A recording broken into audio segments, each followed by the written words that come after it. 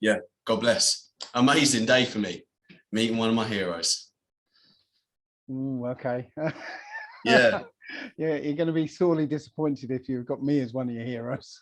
Well, I owe you a lot because I discovered Flat Earth because of you. I discovered a long list of things such as history, urine therapy. Let me think of that. Well, the Bedini one, the common law stuff, all of this. And the first video I watched of yours was the Flat Earth one. So that was, you know. Well, what you've been actually watching was basically my journey for the last 16 years or so. Just finding stuff and going, oh well, look at that, Exactly. But I mean, it's a gift for everyone else as well. That's the beautiful thing. Oh gosh. Yeah, I don't know. I'm just Dave from Basildon. I don't know anything about heroes, No, what are you talking about? You are one of the heroes. That's the amazing thing. Okay, I'll take your word for it. Yeah, I just saw. Oh, here he is. Sorry, I didn't even click on it. He's in the waiting room. Leave him out in the waiting room. We don't need him. Yeah. Now there's two. There's two of them by accident, and there should be a couple more people jumping in as well. Yeah, we're going to take it, kind of just see how it goes. But we've been very blessed to have just an amazing person with us today. Three Wise Men podcast. What we've named it, kind of something we just started. Well, should I not be worshipping you then? No. Just everyone's a star. Everyone's a star. Yo, man. Hiya. Camera setups. The globe's in the background, but yeah, what the hell? What is that thing? Yeah. I don't know what it is. Some blue thing. What is that? It's on the television though. Because it's on the television. Oh yeah, I can ignore it. I'm pretty sure Stone. I haven't actually asked him directly, but I'm pretty sure Stoney's a flat earther. I don't know. He's gonna have to get rid of that background pretty damn quick. Can you hear us? Oh wait.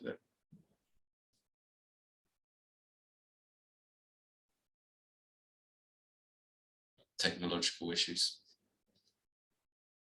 So what kind of thing would you like to speak about today? Is there any general, I was wondering if there was anything, that you've been looking at recently or Not really. So, because I guess COVID has overshadowed everything. So, but the last thing I was looking at before that was, human history in the Bible, which plays into COVID quite nicely because it's all in there. Beautiful. Okay, all right. So we can get into some of this stuff. I think another member of the brigade is joining. Stoney, can you hear us?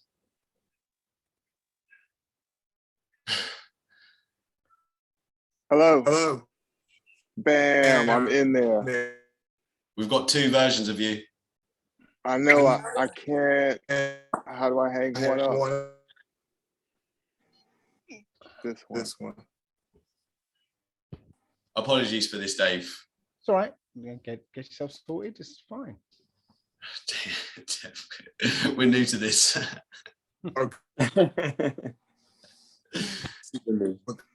Hey, God bless. God bless. Here. Yes. Who's the cool dude in the bottom there? Is it cool? Who's that? Is that Darius? Is Darius here? I can only see. I can see Dave. Hey, Dave, how you doing? I'm Santana. I'm Mr. Can You Dig It? Microphone. You're looking pretty smooth over there, though. Thank you. Listen, brother, I actually dressed up because of you. Not for me. Hang on, let me go and put a suit on, yeah? I didn't wear pants. I don't usually wear pants. I wore pants for you, brother. All right. So what? Your usual show, you wear underpants, do you? And Yep. I sure do. Superman I shorts. sure do. I Yeah. can't hear that, man. You know what I mean? I didn't wear shoes, right? Because I just met you. I'm Because we just honored. meet you. You I'm know, but honored. next time, I'll put some shoes on. Yeah, So I have a question for you, brother. Mhm. Quick question for you before we start the interview. You a fan of the Super Friends? Okay. Super Friends. Yeah. I'm in there. Justice League, I'm in there. I've never heard of Super Friends. You know, the Justice League, Superman, Batman, and Aquaman is, I'm a Marvel Comics guy myself, so yeah. Okay. Well, never mind then. Avengers. Never mind. Yeah, button that, Me button too. that shit up. Yeah. Yeah. Yeah. Never mind then. Get the Spider-Man one out. I was gonna. I'm gonna fix my curtain. Peace. Yo, I finally got in, fellas. I finally got in. I can hear. Can you guys hear me? yeah, here you Yes, good, man. yes. Gotcha. We hear you, brother. We can hear you. Bless. Okay. Where's our pretty dude at? Where's Oh, our here he pretty is. dude Here he at? is. Here he is. He's here as well. What's he All doing? right. Yes, come on. Beautiful. So this is like the Avengers assembly. I'm very happy to have another person representing from England. Come on. Can you dig it? That's one. Yeah. So Hey, this is our before first official guest. before Go we ahead, Tony. start, I just wanted to tell Adriano, I remember our friend from Face. That was one of my first videos as well. The gentleman who are right here by the face, I saw him and he was so articulate. He was from the UK. He broke it down. It is this gentleman right here. I don't know where I saw it, but Me it was too. the beginning. It was the beginning of me asking my question. And I just remember it. And I did, it makes sense now. It makes sense. I just wanted to put that addendum when we were talking about boom, boom, boom, who, what, where. Santana said the same thing to me as well. Yeah, I was in Holland and I was watching an interview of people mocking him. And I was saying to myself, man, I wish I was there because I will punch them in the face for him. Right? Because he was, I'm not gonna get into a story. I want him to get into it here because I really want a good conversation. But I just remember them trying to mock him. And I was saying to myself, man, he's the Green Lantern, by the way. I mean, if he wasn't such a Marvel fan, I was thinking he was the Green Lantern because he done shot down my dreams. But a compelling story, and it's a common thread between everybody who we discussed on this podcast, on this experiments. And Brother Dave, we're calling this the Post Matrix podcast. Because we know everything is broken down, and basically we're trying to normalize our discussions of what our lives and who we used to be, and we're trying to normalize it in the most human way, in the most honest way, where we're exposing ourselves and we're being vulnerable because we want people to understand that what was done is over, and we need to talk about this in the past tense. And, let people not feel ashamed of the role that they played in all the madness, because all of us took place in it in some part. So we want people to understand that, yes, that was madness. We're breaking away from it. And there's no harm in anything you did. We just want to get us on the same frequency. And that's kind of what we're trying to do. And we're trying to, we're actually resolving problems and finding solutions. We find that these podcasts just kind of are big fights. At the end of the day, they just leave things wide open. And if you leave things wide open and unresolved, you're not going to have any type of conclusion. You just get a infinite fight. It's just going to continue fighting. And that's what I see when I see these discussions. Whereas discussions that we have, we try to, there is no fighting because it's your story. So we get to hear your story and we get to hear from different angles and with our different perspectives. geographically and age-wise and ass-whip-wise. We done got our ass whipped in different versions. And so we just find it's a much richer dialogue and a much richer recourse when we can share the perspective with different perspectives. And your perspective, you have no idea, influenced me very, very heavily. And actually, when I saw you, you made me publicly tell people, hey, when I saw you, I stopped, hiding it, that it's, I started coming right out. Like I read an article and it took me 20 minutes to convert to flat earth. That's it. Wow. And then when I saw yours and I saw you public about it, I'm like, man, I'm telling everybody. So you inspired myself, Stoney, Adrian. That's pretty impressive, because we are impressive. You're gonna see, Gosh, well, the difficulty for me is that I don't get an awful lot of feedback, to be honest. I put videos out there and I'm not like asking for people to subscribe or like or share or any of that stuff. I just put them out there, and hopefully they'll help somebody. And obviously you get sort of a few comments, but I don't get an awful lot of feedback on them. So I don't know that they're actually getting out there or anyone's taking any notice of them, until every now and again somebody says, your videos really helped me. And I'm like, oh, great, I mean, really did. Really know.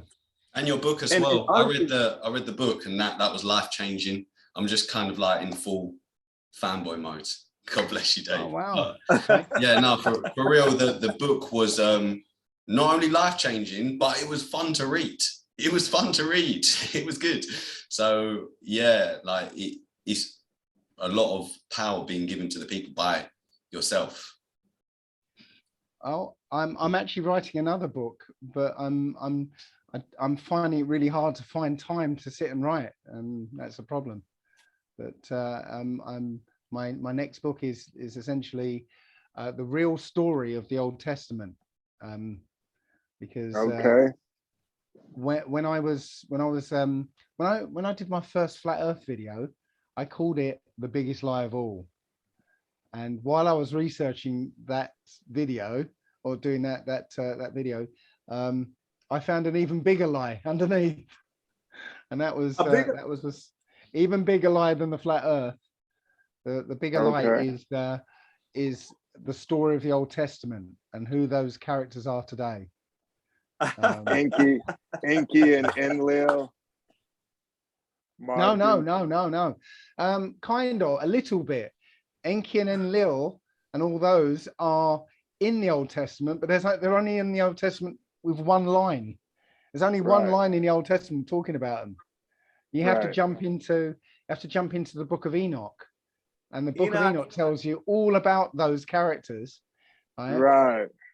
But what happened was, after the Tower of Babel, everybody sort of spread out with the same stories of the same gods, but they changed their names and changed the stories a little bit, but they're all the same characters. Same character. And different cultures. Same character. Listen, Jesus is Jesus. In remote pockets of the world. Same thing. Same character. But here's something interesting. There's a book out called The Bible Code. It's written by a gentleman by the name of I believe Michael Dresden. I've read it when I was Darian's age, and essentially this man has this book, and he said that all of humanity was created by a supercomputer, and God is nothing more than a computer. Now, when you talk about the Tower of Babel, and then when man was supposed to get to heaven to take over heaven and replace God, God said, let them do what they can imagine, basically, essentially saying, go ahead and try it. And he confounded the languages to make everybody speak a different language. And it's like, man, that's like a damn computer program upload, based on what we're talking about today. But yes, brother, please expound on this, because man, I love this conversation already. All right. Well, it turns out that the book says that we all spoke one language, Right. before the Tower of Babel. Everyone spoke the one language. So that language was the language that the Most High spoke to Adam with. And that language is what's known, it's actually known in the book of Jasher as the language of creation, because it's the same language that the Most High created all of this with. Yeah, because we live in a thought universe. This universe is made of thought. Okay, and we are simply let's say intelligent agents. So we're a conscious point of awareness. Okay, given free will. That's it. Just like if we go to the computer model, you can create these things called intelligent agents. Yeah, so a little bit of software, and you tell it to go out and find whatever. Yeah, and then teach itself how to find, be better, and it will go out and it will learn, and it will it will retrieve any references to whatever it's looking for. An intelligent agent, and that's what we're in. We're sort of points of conscious awareness in an infinite mind. Okay. Another analogy would be if you imagine Charles Dickens. Charles Dickens will sit down and he'll imagine a place. Okay, so 19th century London. Dave, I want to interrupt you for 10 seconds. I'm from Baltimore. Our education is the worst in America. So not everybody's going to know who the damn Charles Dickens is. Okay.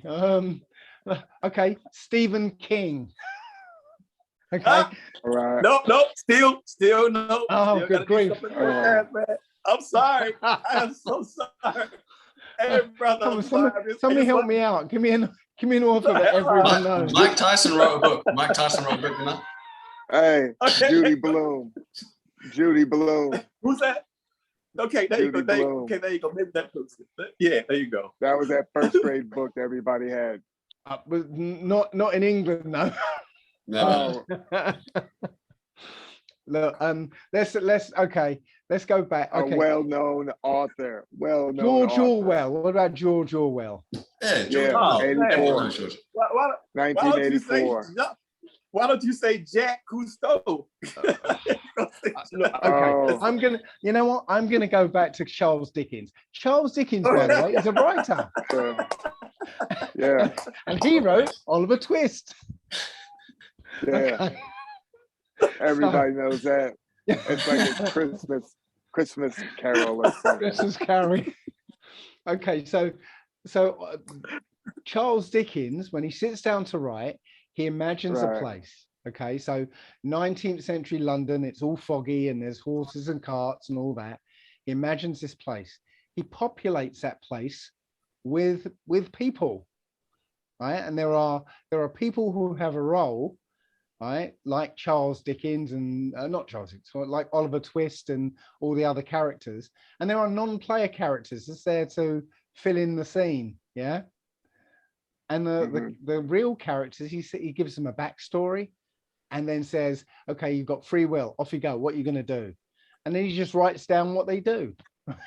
Okay, that's his story.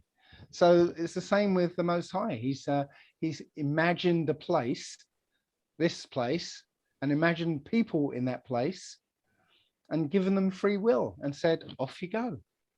And there's a good reason why he did that. And that's probably a bit for later, but interesting. But that's where we are. We're in a thought-based universe, and we know that's true, because okay, imagine you wanted to buy a car, okay, and you decided you wanted to buy a red Corvette. So what's the first thing that's going to happen? I want to think about a red Corvette.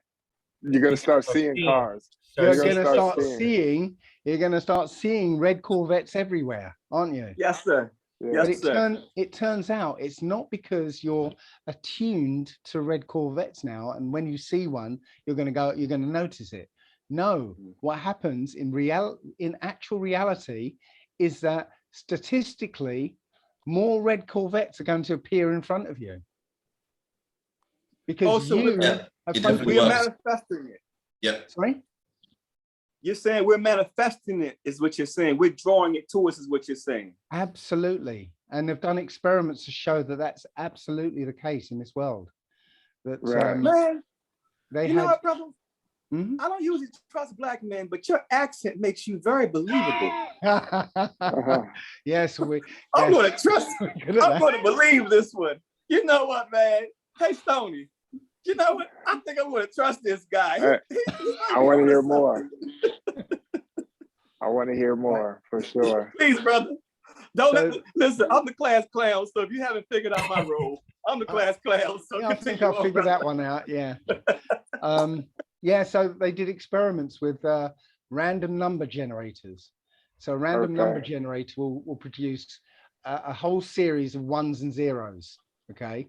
So if they just let it run, say to do 10,000 numbers, when they tally it up, it's going to be 5,000 ones, 5,000 zeros. Yeah. Right. So literally, they got a random number generator to run a series, and they got an experienced meditator to sit and meditate on this number generator to make more ones and zeros, and the result was more ones and zeros, significantly more ones and zeros. Okay. They've even tried it. Did it know that it was being observed? Well, they literally ran the series. So the computer's there, it's running this series, and the guy's sitting in front of it, and he's going, okay, I want more ones and zeros. He's meditating on that. Okay. No.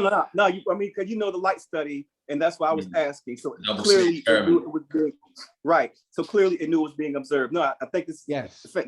This is mind blowing, because I wanted to know if it knew it was being observed, for it to still act in that manner, knowing it was being observed. It seemed like that would be something it would do when it didn't think it was being observed. So continue on.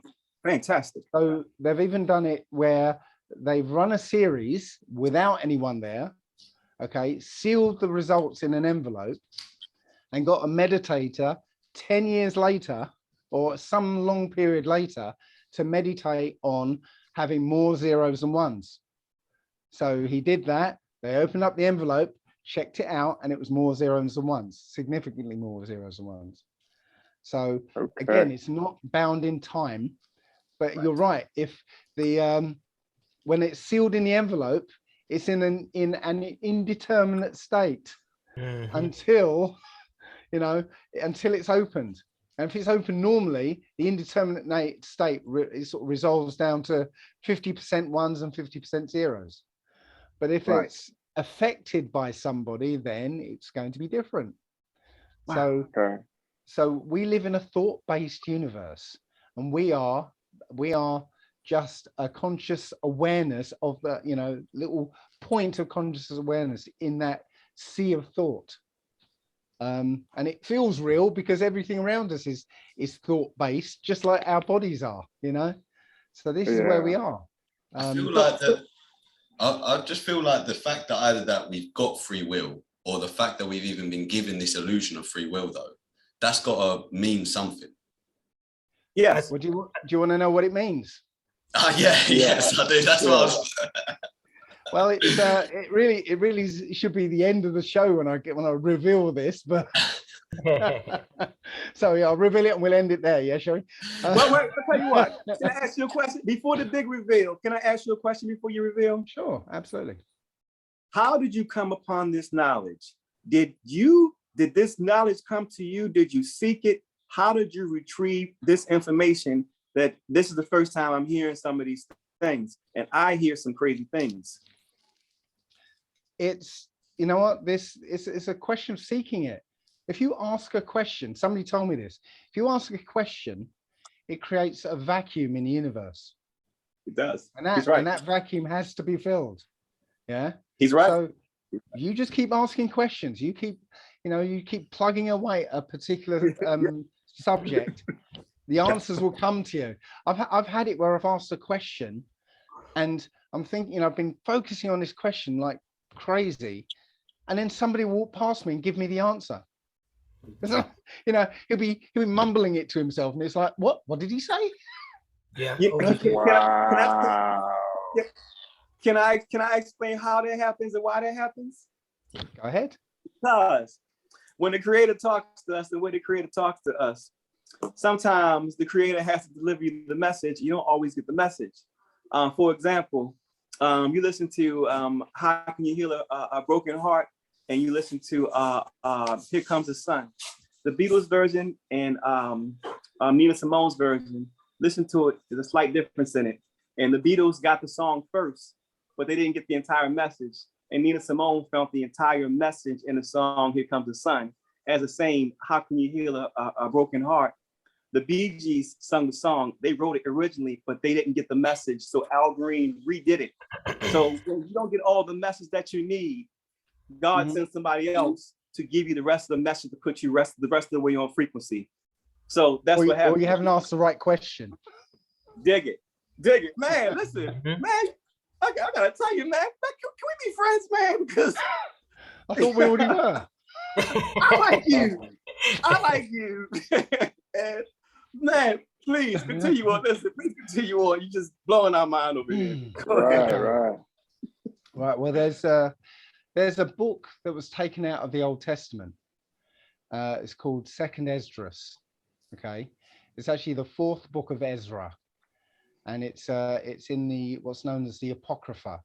The word Apocrypha means hidden. Doesn't mean not real or not inspired. It just means hidden. Okay, so in this book, Second Esdras, it says it basically tells you the whole point of life and what happens after we die. Okay, so the best way I can describe the whole point of life is, imagine you're in a room with 100 people, and 25 of those people are psychopaths. Okay, normal life. Let's call Baltimore. Yeah. Pretty much normal life. Yeah. Except the psychopath ratio is a bit higher. Anyway, so how can you tell who the psychopaths are? Because you can't look at them and go, oh yeah, he's a psychopath. No, because you can. Well, by their actions. Yes, you can check their footwork when they start dropping bodies. Well, you know, you're just looking at these people. You're just a whole bunch of people, so you can't really tell until they you know, they reveal themselves. But they're very clever, so they're very they're very sort of cagey about revealing themselves. So, but you can. I understand what you're saying. I follow you. But I know, I'm not saying everyone, I'm saying that you can. You're not hiding from me, friend. Okay. Go ahead. Yeah, so you might come up with a questionnaire, but question 1 can't be, are you a psychopath? Question 2 can't be, do you like killing small animals? Because the psychopath knows exactly what you want to hear. So they'll go like, no, yeah. So you've got to come up with questions that don't have a right or wrong answer. Yeah, open-ended questions. Okay, so the psychopath doesn't know what you want to hear, so they're forced to be themselves, and then you can figure out who they are from their answers. So scale that up to the level of the Most High. Wickedness is found in his realm. So how does he know who's the wicked and who's not? Well, he already knows who's wicked and who's not. But if you know the character of the Most High from the Old Testament, he doesn't just tell you you're wicked. He'll let you go ahead in your wickedness and do as much as you like, and then show you you're wicked. Yeah. So what he might do, he might create a realm where anything is possible. This is where we are. Any experience you want to have, you can have it here. Right? But he incarnates us down here with no memory of who or what we are, but he places the 10 commandments right here, so everyone knows what's right and what's wrong. Right? Even the psychopaths know what's right and what's wrong. They just don't care. Yeah, but everyone has it right there. Okay, and then you're born here, and it's like, it's the start of the question. How are you going to live your life? Off you go. Okay. And that's Vitruvius. Vitruvius, Vitruvius was the mighty architect that Da Vinci was inspired by, and it's the 10 columns. So you're saying the 10 commandments, Vitruvius was inspired by that, brother. Please continue to go on. Okay. Please continue to go on. Right. So that's the game. That's literally the game we're playing. In Second Ezra, it's the angel who explains this to Ezra, says it's a contest. We're in a contest against ourselves. Okay. And the game is, do you walk the wicked path or do you walk the righteous path? Now, we live in a society which is utterly wicked. You know, and it's all about showing you, you know what, wickedness is great. Wickedness is cool. You know, you'll get away with it. Just be wicked. It's fine. Everyone's being wicked. So you be wicked. It's okay. You know, you turn on the television. That's all that's pouring out of that thing. Total wickedness. You know, if you turn that TV on, within 10 minutes, you'll see half a dozen murders. You'll see theft, lying, all the commandments being broken and everybody getting away with it, you know?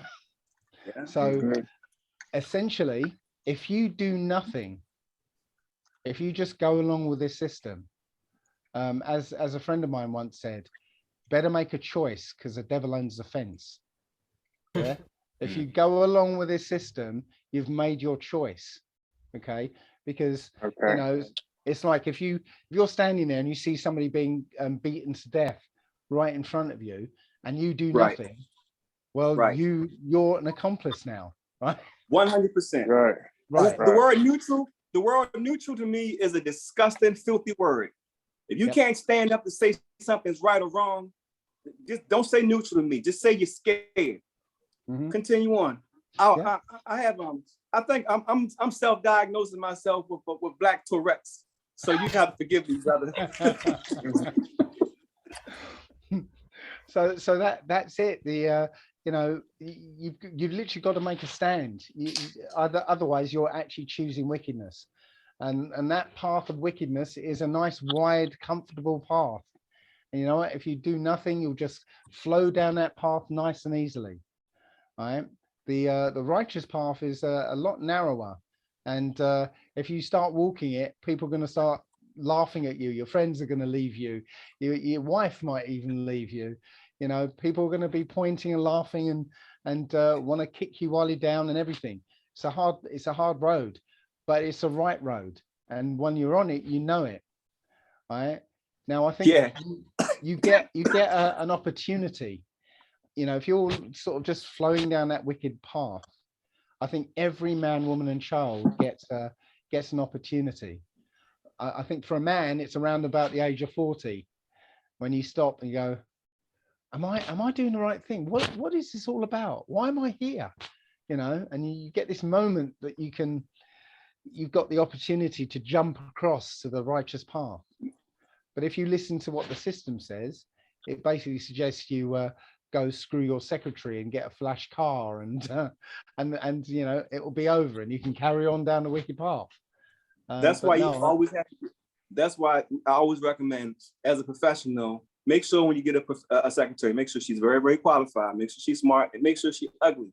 So you don't got to worry about that, you know? Exactly. Exactly. But yeah, I think that my secretary was beautiful. My secretary was beautiful though. I'm just talking about y'all, other people. Okay. Come and work now. I'm gonna come and work for you, yeah. Yeah, I think that's it. But if you get, you know, every moment of every day, every single moment of every single day, you get a choice which path you're gonna go on. Yeah, every decision you make. My son used to play this Star Wars video game, and it started off as you know, a little kid with a lightsaber, and as he goes through the game, he has to make decisions, and depending on the decisions my son would make, that little kid would either turn into a Dark Lord or a Jedi. Oh, okay. And that's the game we're playing. You know, are you going to end up in the end of your life as a Dark Lord, or is it going to be a Jedi? And you have to know that when you get to the end, you're going to be scored at the end. And that's why I'm not afraid of anything in this life. not afraid of anything. Yeah, I'm afraid of ending this life and having to stand in front of the Most High and have him, make an account of my life in front of the Most High, and that's the only thing that terrifies me. So can I add on to that, brother? Hmm? So you know how I know you get a lot of your information from spirit, and everybody on this experiment here, we talk to spirit a lot. And we talk to the spirit because we watch nature and we observe nature. And something that you don't hear about observing nature the way we used to when we were kids. When we were kids, we used to question the simple things like just the nature of our shadow. And don't forget, that's a magical, whatever you want to call a shadow, it's a magical incarnation to this realm that we're on.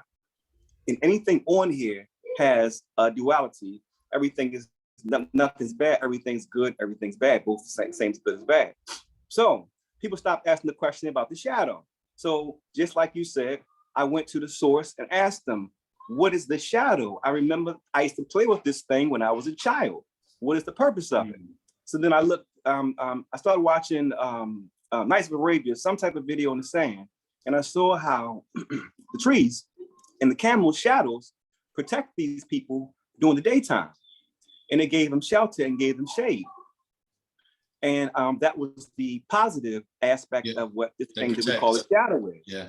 But the other side of the shadow is what you're talking about. Once we flick over to the other side, we have to watch that shadow because that shadow is a recording strip. It's a movie reel. Once we switch over, our shadow is your movie reel. People forget and stop asking these questions. That is a recording strip. So everything that you ever did that you thought that you got away with, you are going to watch that recording strip and you get to see it through the eyes of the people who you affected, either good or bad. So when you're thinking that you got away with something, your shadow is here to protect you, and it's going to tell on you.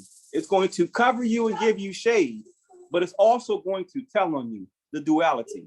So I hope that kind of filled in some weird spots that some folks might be talking about or thinking about, or maybe I'm just the crazy one.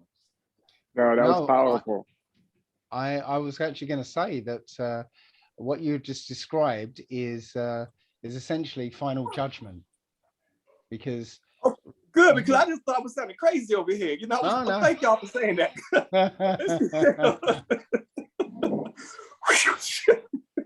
No, you're crazy about the shadow bit, but essentially, right, you are recording every single moment of every single moment of your life. You're recording everything in your universe. Your universe is that bubble around you that you perceive. So the room you're in, if there's windows in the room, the outside that you can see, right, you're perceiving. Everything that you're perceiving is your universe, and you're recording absolutely everything in that universe. So if you're sitting in front of somebody and you've just hurt them, as you say, right, you're not only recording exactly how you're thinking and feeling, you're also recording what they're thinking and feeling as well. It's also creating as well at the same time. Yes, sir. Rippling out, creating. Yep. It's the whole thing as well. It pops up, linking it back to what we were saying earlier. With the whole kind of the world is mental, and it's just the power of the mind is always kind of creating the universe that we live in. Is the other aspect of it. On one side you've got the recording aspect, but on the other side it's creation. Right. Yeah, true. But as I said, the recording is the important thing, because when you watch a film, when you're watching a film, you're watching two stories unfold. Okay, the main story is the plot line of the film. Yeah, so in this world it's coronavirus, new world order, chemtrails, all this stuff. Yeah, that's the plot line of the film. Okay, the most important story is the hero's journey through that plot line. Okay, so in this world, it's your story that's the important one. Yeah, how are you navigating through this world? That's the important story that's being recorded. Okay.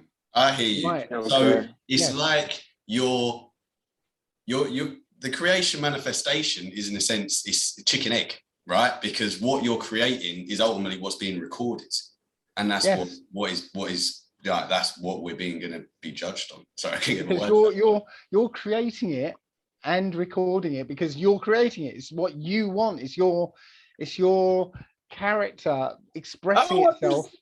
I don't want this man. I don't want this man. Is it being? Are you sure I want this? Is it being recorded through your lens? Yes. It's being recorded through your lens and your perspective. Yeah. Okay. Well, your universe is your lens and perspective. Right. Because there's only one person who has ever lived, will ever live, is living, that will ever have your particular perspective, because it's only you who can see through your eyes. Yeah. So essentially you're in your own universe, recording it and creating it as you go. See, sometimes I get the feeling that it's already been recorded and I'm kind of in autopilot, but the events are very much almost like deja vu. It's it's a weird feeling. Well, here's the thing. It is already been recorded, but it's being recorded as well, because time doesn't exist. There is no such thing as time. It's a time is perspective that we have. Okay. The whole of reality has already been written. Okay. We are choosing to experience it one moment at a time from one particular perspective. Okay. But it's already been written. Your subconscious has access to the whole story from beginning to end. It's been proved that we already know at least 6 seconds before anything happens, we already know what's going to happen. That's again an experiment that's been done that proves that it's true. We already know what's coming, but consciously we don't. We're consciously choosing to play this game as if we don't know. Well, I think it gets interesting from a computational standpoint, because if you think about any type of predictive modeling, it gets increasingly more difficult as you scale out. So as maybe, okay, within the first 5 seconds, we don't have too many variables to predict, but as we scale out over 5 days, 100 days, 100 years, well, now there's an infinite amount of variables that we can include in our model. So there's things left on the table in that sense. I totally agree, because I had an experience with a recreational plant, and yeah. So whenever I come into contact with this plant, which I don't do it anymore, and me neither. Yeah, me neither.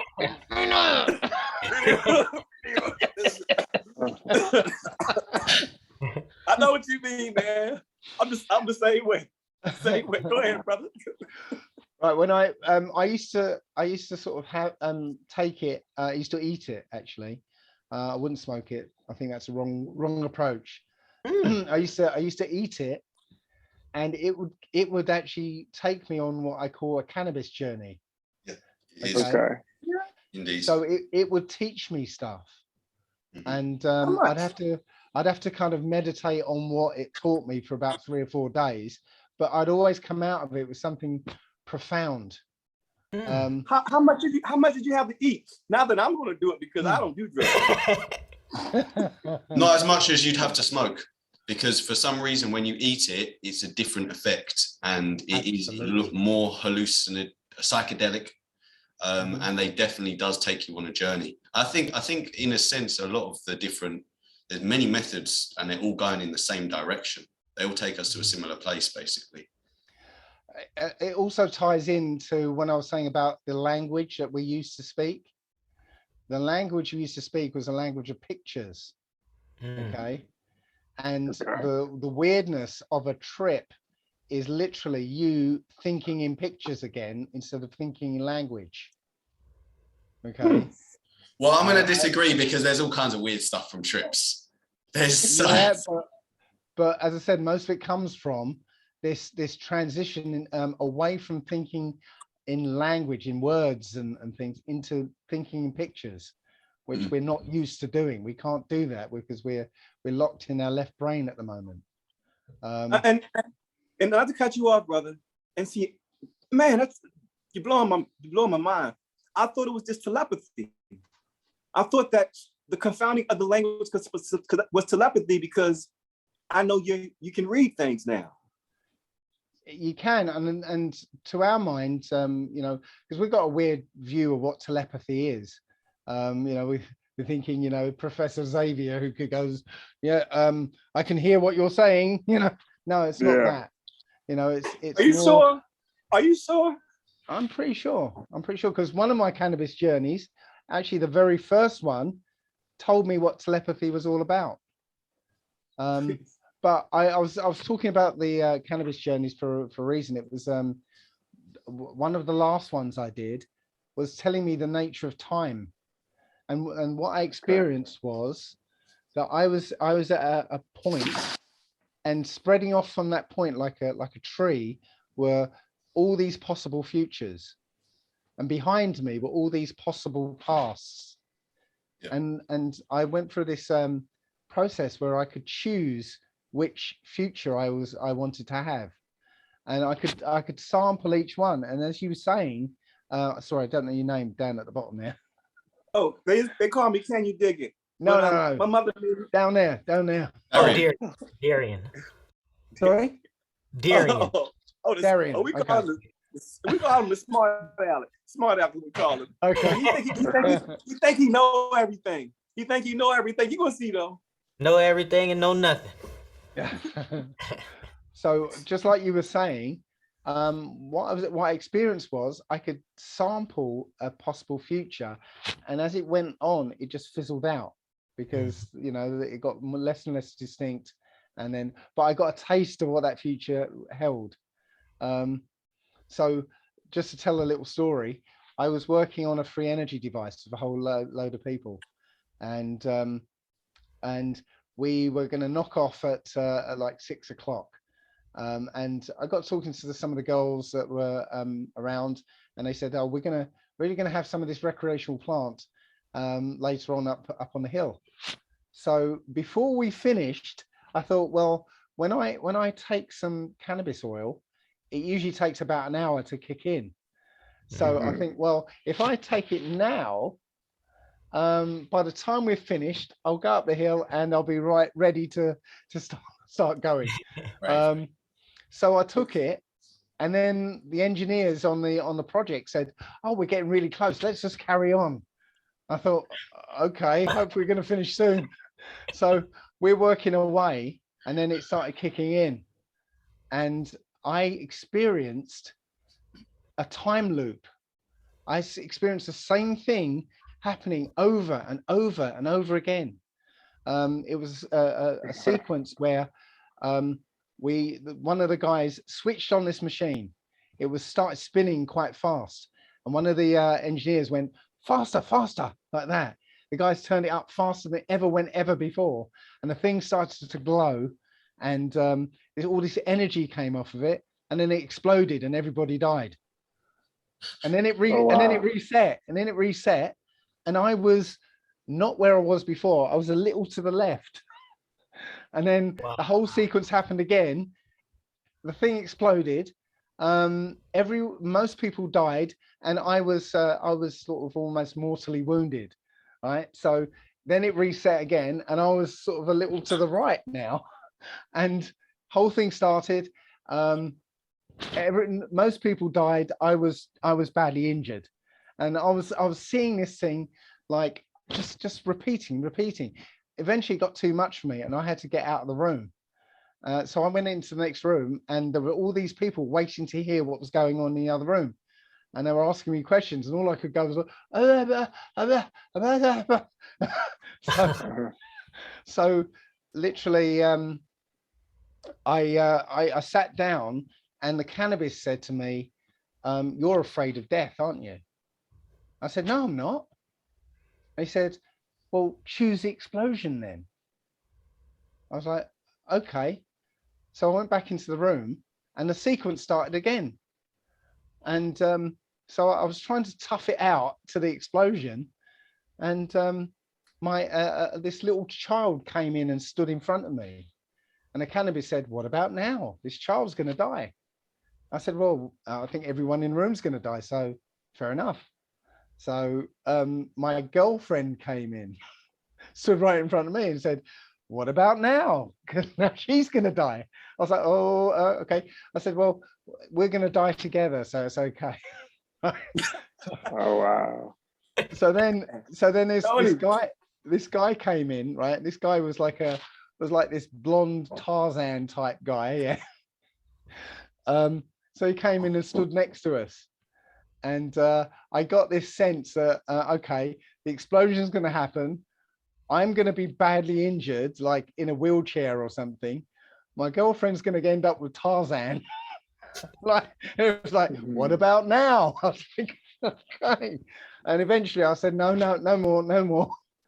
And then I got to choose. I said, it was, but the cannabis said, okay, which future do you want? And I got to test all these futures. And one of them was that the free energy device worked. And it was the turning point of humanity. This very simple free energy device worked in public. It was released to the world, and the world changed. And there was like all these cameras clicking and everyone, you know, high-fiving and everything. And like the guy who was doing the documentary type thing, he was showing, you know, he's panning around and showing everybody going, yes, we've done it. And he got to me and I'm all fucked up in the corner, go, I don't want that one. I don't want that future. So I chose one. Send us the clip just so we can verify the accuracy of it, because we're not going to laugh at it, but just so we can just make sure you was there, because we wouldn't laugh at it. We are mature over here. Well, there isn't. That was the experience I had, right, of the future, but that didn't happen. But if you go onto my channel, there's a very small video called Allegedly Brave, okay, where they're testing the machine, right, and all of a sudden it sparks and I jump out of my skull because I'm still got in my head the thing's going to explode. But you'll see, everyone else is nice and calm. This thing starts crackling and I'm like, fantastic. Oh my God, that's a meme. Okay, hey, Darian, get on that. Make a meme out of that. Fantastic. It's a good time for that future to create as well. The free energy is going to land. So tell us about that. Tell us about the free energy, please. Okay, so the device we were working on was called the QEG, and it didn't really go anywhere as far as I know, because it was producing power and it produced more power than you put in, but the guys who were using it or developing it, I don't think they could turn it into usable power. You said, explain a usable power. When you say usable, do you mean that they weren't able to get it to the consumers, or they didn't have a mechanism to actually harness the power that they were bringing in? Okay, the problem was that the voltage and the frequency and the ampage would you mind phase. getting me a coffee? Sorry, what was that? What was that, Dave? Sorry, Stoney was saying something. He was asking for coffee. Yeah. He some coffee. Let's coffee. Okay. So the problem was that the voltage and the ampage were out of phase. So you got like 100,000 volts with no amps. Okay. And then in the next part of the phase, you got like 300 amps, but no voltage, because they were literally out of phase. So as the voltage was up, the ampage was down, and they were so we were getting sparks across a spark gap about that wide, which is like a phenomenal amount of power. That's where I jumped, because we had a spark gap way bigger than anything should be able to jump, and he spun the thing up, weren't expecting anything, and this thing just went we're like, whoa, where did that come from? So that was the problem. And I had a solution, but they weren't listening to me. So because I noticed that the energy was very, very much like the energy that came out off the free energy device that I was working on, which was the Bedini Energizer. So the story of the Bedini Energizer is that this guy, John Bedini, he noticed that, do you remember those little executive toys that used to be on people's desks in the 80s? Those little things that used to spin around, or, you know, little things that, so little gyroscopes. Yeah. So the balls. Little balls, or, you know, but they were electrically powered, so they just keep going for a long, forever, basically. Well, he noticed that the batteries in those, there's just a little 1A AA battery. That battery would last for months and months and months at a time. And he was like, well, how could it last that long? And he figured out that the circuit that would kick off whenever a magnet went near a coil, you know, so let's imagine it was a spinning top, and a little spinning top had a couple of magnets in it. And so the spinning top would be on a surface that would always bring it to the center. And under the center was a coil. So when the magnet went near the coil would give it a little kick, and make it spin a bit more. So it would just keep going forever. Yeah. Gotcha. But what he worked out was when the coil gave the magnet a little kick, the magnet basically fed or created a spike of energy that would go back into the battery. And so it would charge the battery. Okay. So what John Bedini did was extract that part of the circuit, and it's very, very simple. And he built this, he designed this little little wheel, a device that would just charge batteries. And the story goes that his neighbor's 10-year-old daughter wanted something for the science fair. So John Bedini just sketched a little circuit on the back of a napkin and said, "Oh, build that." And so she built this thing with a bicycle wheel with magnets on it and a little coil, and that little very, very simple circuit. And it basically kept a light bulb alight for like 2 weeks for this science fair off of a very small battery. And so that circuit was released online. It's called the Simple Schoolgirl Circuit, SSG. Okay. Yeah. Simple Schoolgirl Circuit.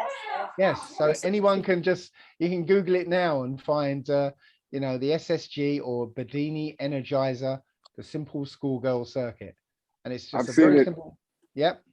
I've seen it demonstrated with the wheel. The website was called ASM. This angel wing thing. But yeah, I saw it demonstrated on there. It was like continuous. That little kick just continuously gave it a kick and then charged at the same time. Yep. That was like a crazy. I remember that. Yeah. So I built one myself. One of my earliest videos is me building a little Bedini Energizer out of a hard disk. So I ripped a hard disk apart, and the little disk inside, I just stuck some magnets on it, and I built it from that.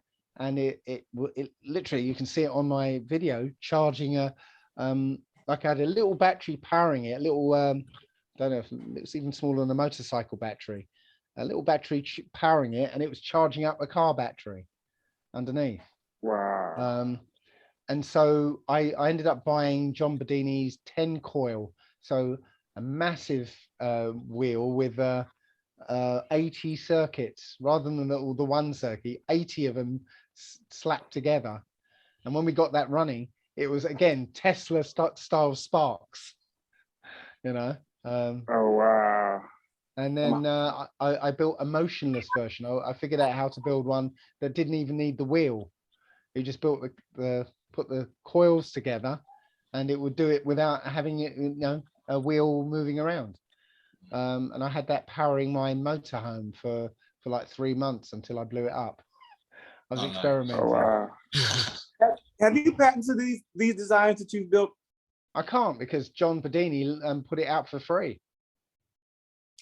Fantastic. Okay. So the flaw that John Bedini has you've resolved it? Well, no, it wasn't a flaw. I mean, because the version with the wheel is great because you got free motion. You can use that motion Right. for anything.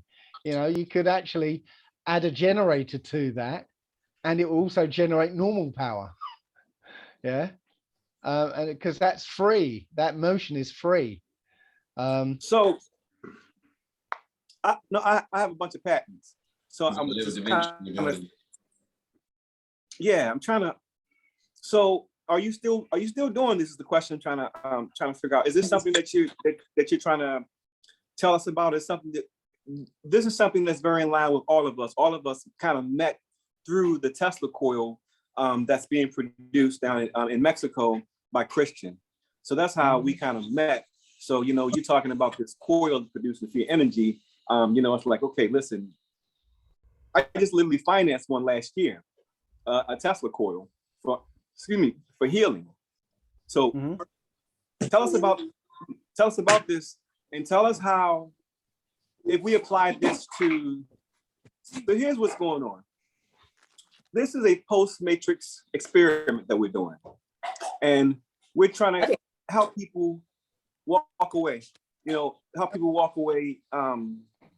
And some things you'll need is free power, free water, these things.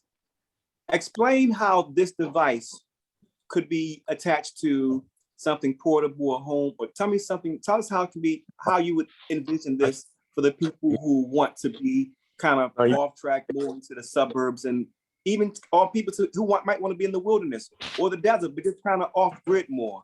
How would you apply that to their lifestyle? Okay. So again, I blew up my motionless Bedini Energizer. If I was to build it again, which I hope to, if I manage to get a new motorhome, I'm going to definitely build one to do this. So there's a type of washing machine you can get. Okay, in the back of this washing machine is what's known as a direct drive motor.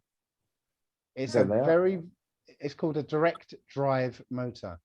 Okay, so instead of your usual kind of little cylinder with a rod in the middle that spins, yeah, instead of that, it's more like a pizza dish. So imagine a pizza dish with the upturned edges, and round on the inside of those upturned edges are magnets. And so the rotor or the stator, the static part is inside, which got coils all the way around, and literally the whole pizza dish thing moves around. So now you've got lots and lots of torque, yeah, more torque than you would have for a little spindle, yeah. So in the back of a washing machine, a direct drive washing machine, are these amazing motors, and I would get like 2 or 3 of those and rewire them as generators, okay, because they will, you know, they will put out a lot of energy as well. So I'd pancake them together and connect them to a Bedini wheel, essentially, because as I said, that motion is free. It's just a byproduct, you know. It's not, you know, it is generating the energy, but as a byproduct, you get a kick from it as well. So it's free energy, and also the other thing about that is if you add a load, to that that wheel, that wheel starts to oh, sorry. Yeah, so I think that's Leo da Vinci. That's Leo da Vinci. Hey, mute yourself, Da Vinci. Sorry with that, brother. Continue on, brother. Yeah. So the amazing thing about this this Bedini wheel is if you put a load on that wheel, it starts to draw less current off of the running battery. So the battery lasts longer if you put a load on that wheel. You know, so it's amazing. So you've got this free motion that you can use, and I say if you slave that to you take that motion and you apply it to these direct drive motors, you can generate a lot of power, and the little battery that runs the Bedini lasts for a long time. And if you're clever, you can add a switching system where the output of the Bedini, which is charging batteries, will also charge an input battery as well, that you can change over. If the input battery gets low, you can just flip them over. So now the input battery gets charged as well. Right, so you're charging batteries and producing power on the other end, and this thing just runs continuously. So I have a question for you. That sounds beautiful. That is so your background. What is your background? Are you an engineer? What is your background? What did you do for a profession before? You know. Okay, my last profession was a computer programmer. Before that, I was an electronic engineer. And before that, I was a carpenter. And before that, I did a lot of stuff because I liked experience. So can I ask you a question? What's that? I'm a bit of an inventor, and I created a technology it's pretty fantastic. I have a pair of glasses that anyone in the world can make a pair of prescription glasses by hand without a machine in under 3 minutes for $5. Cool. So no matter how strong the prescription, no matter how thick it is, bifocals, everything, you can do it by hand with this new process for only $5. Anybody? Actually, it's only $3. So I'm developing. Yes, it's pretty revolutionary.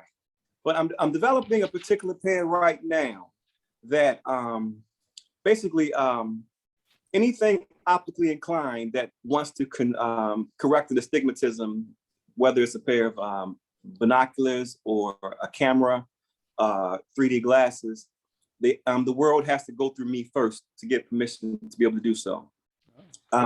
The pair of glasses in these pair of glasses, you can make yourself. That's the whole point. I'm doing the same thing. I'm giving this technology to humanity so everyone can make their own glasses, so everyone in the world can have glasses. Right. But this particular technology, I'm trying to add a Bluetooth feature to this pair of glasses, but I want to be able to do so without putting radiation in the ear. Brother, can you help me put a Bluetooth in this pair of glasses? Because this pair of glasses is going to be $25. It's it put any prescription in the world done in a matter of seconds, better than any machine in the world with this new process. And I want to add a Bluetooth to it, but I want to be able to do so without it having to have the harmful radiation that we're experiencing now with our cell phones. So essentially, your glasses are going to be your cell phones. Your temples are going to be your new speakers on your cell phone, and this pair of glasses is going to be engineering right now. Could you help me with that? Not really, because unfortunately the Bluetooth standard is I think it's the 2.4 gigahertz, or which again, one of the frequencies that harms your blood, I believe. It harms you. So there's no way, unless you want to add something that's remote from the glasses. I mean, wired remote. Yeah. So which makes it. So can I ask a favor of you? I'm going to send you the Tesla coil technology. It's a free technology. In the Tesla coil, the technology of Tesla coil is the opposite. And it's cell phones can be used with this technology currently. Negative is the energy is negative, and it kind of you can literally touch it.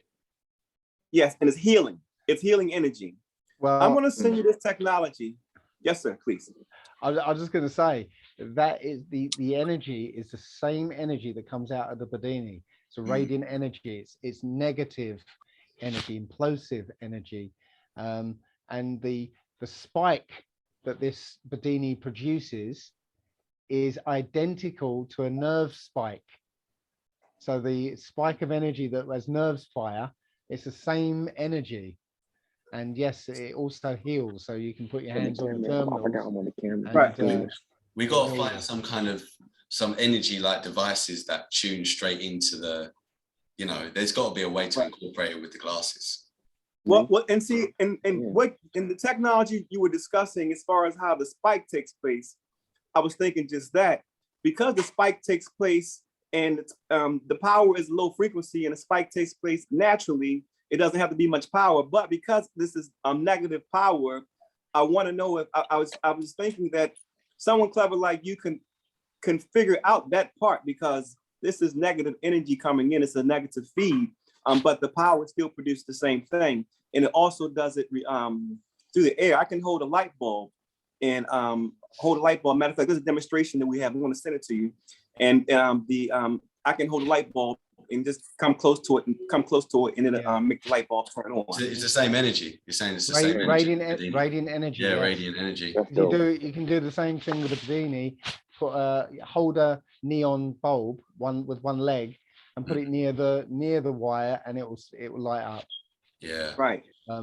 So now here's the thing about your idea, I'm afraid. Okay. My view is that we don't need that sort of technology. Yeah, you're right. Kind of like I agree. Kind of like when before I had a sat nav, I could figure my way anywhere around the country without a map. You know, I'd just say, okay, I need to be in Glasgow at a certain place. Without a map, I'd go up north and figure out. Literally, I know I'd. I can say, look, I can see how we, in a way, with this technology, you can smash up the economy. That's one thing about this tech. That's why that's like the value in a way, because the money that they make from charging expensive for glasses, especially for poor people. Right. Again, I'm not talking about the glasses aspect. And I am in a way, because glasses actually have a negative effect on people, because then your body starts to rely on these glasses, and and then you end up getting weaker and weaker because your body relies more and more on these glasses. But remember, the reason why our bodies aren't fighting and reproducing and fighting back the way we're supposed to is because it's not the glasses. It's because we're fighting different frequencies. Like that 5G's turned up higher, and because that 5G's turned up higher, our eyeballs are being fried 24 hours a day because of the mucus on it. So it's not that it's the glasses, it's the conditions. Right. And I'm not saying that. I'm telling you, as the expert on the planet on this, it's not the glasses, it's the condition. The conditions are, and right now, 75% of people wear glasses on the planet right now. When we was kids, nobody in our class wore glasses. 100 years ago, anybody wearing glasses was called handicapped. They was considered disabled. But now 75% of humanity wears glasses, and the spikes keep happening every time we're putting different 5G. So it's not the glasses. The glasses is a Band-Aid, that stops a progression of something, because people are going blind because these waves that we're still being bombarded by, they have no protection.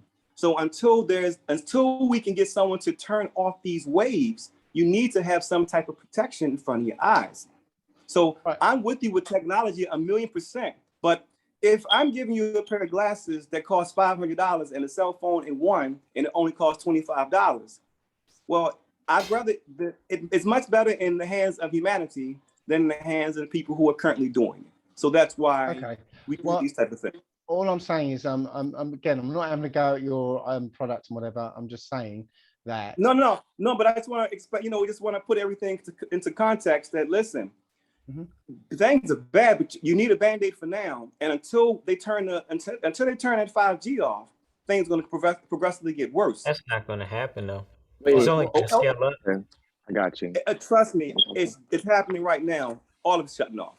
All I'm saying is that, okay, with the sat nav thing, okay, before a sat nav came along, I could navigate. Now I've got a sat nav, I can't navigate. Right. Before I had a cell phone, okay, I could remember a dozen numbers. Yeah. Now I can't remember any numbers. Yeah. Yeah. We have. And I don't program names in my cell phone. I still remember numbers for that exact same reason. Right, but the point is that before we started to rely on technology, right, we had innate abilities that got suppressed because now we rely on this technology. Yes. Okay. Telepathy Yeah. works in the same way.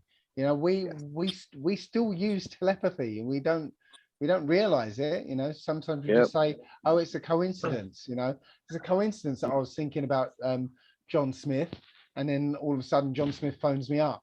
You know, it's just a coincidence. No, we use our innate abilities all the time. But now that we've got cell phones, we don't need to use it. We start relying on the cell phone, and our abilities get suppressed. I hear that. You know, It becomes an extension of us in a sense. Yes. And then it's like it's like if you start using a crutch, you break your leg and you start using a crutch. Like your leg heals. If you carry on using that crutch, you'll never use that leg again. Mm-hmm. Right. Yeah. Like language, just speaking the language, you lose your language if you stop speaking it. 100%. Exactly. Absolutely.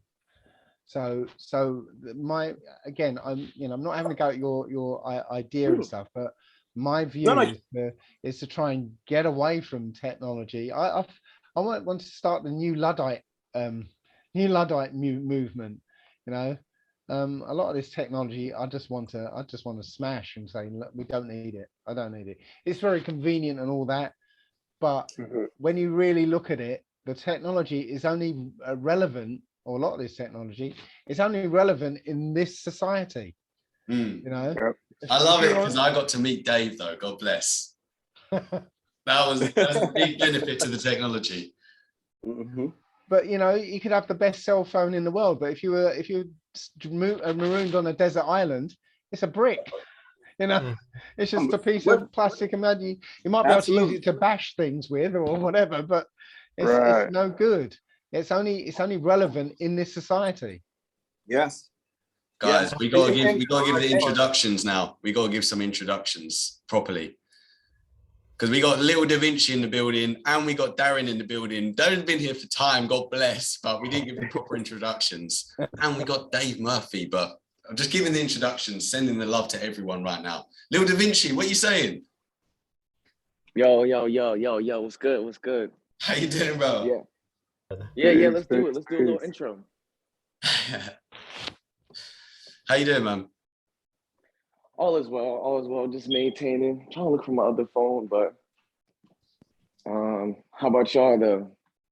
My bad, my phone cut off, so it's fine. We're glad you made it.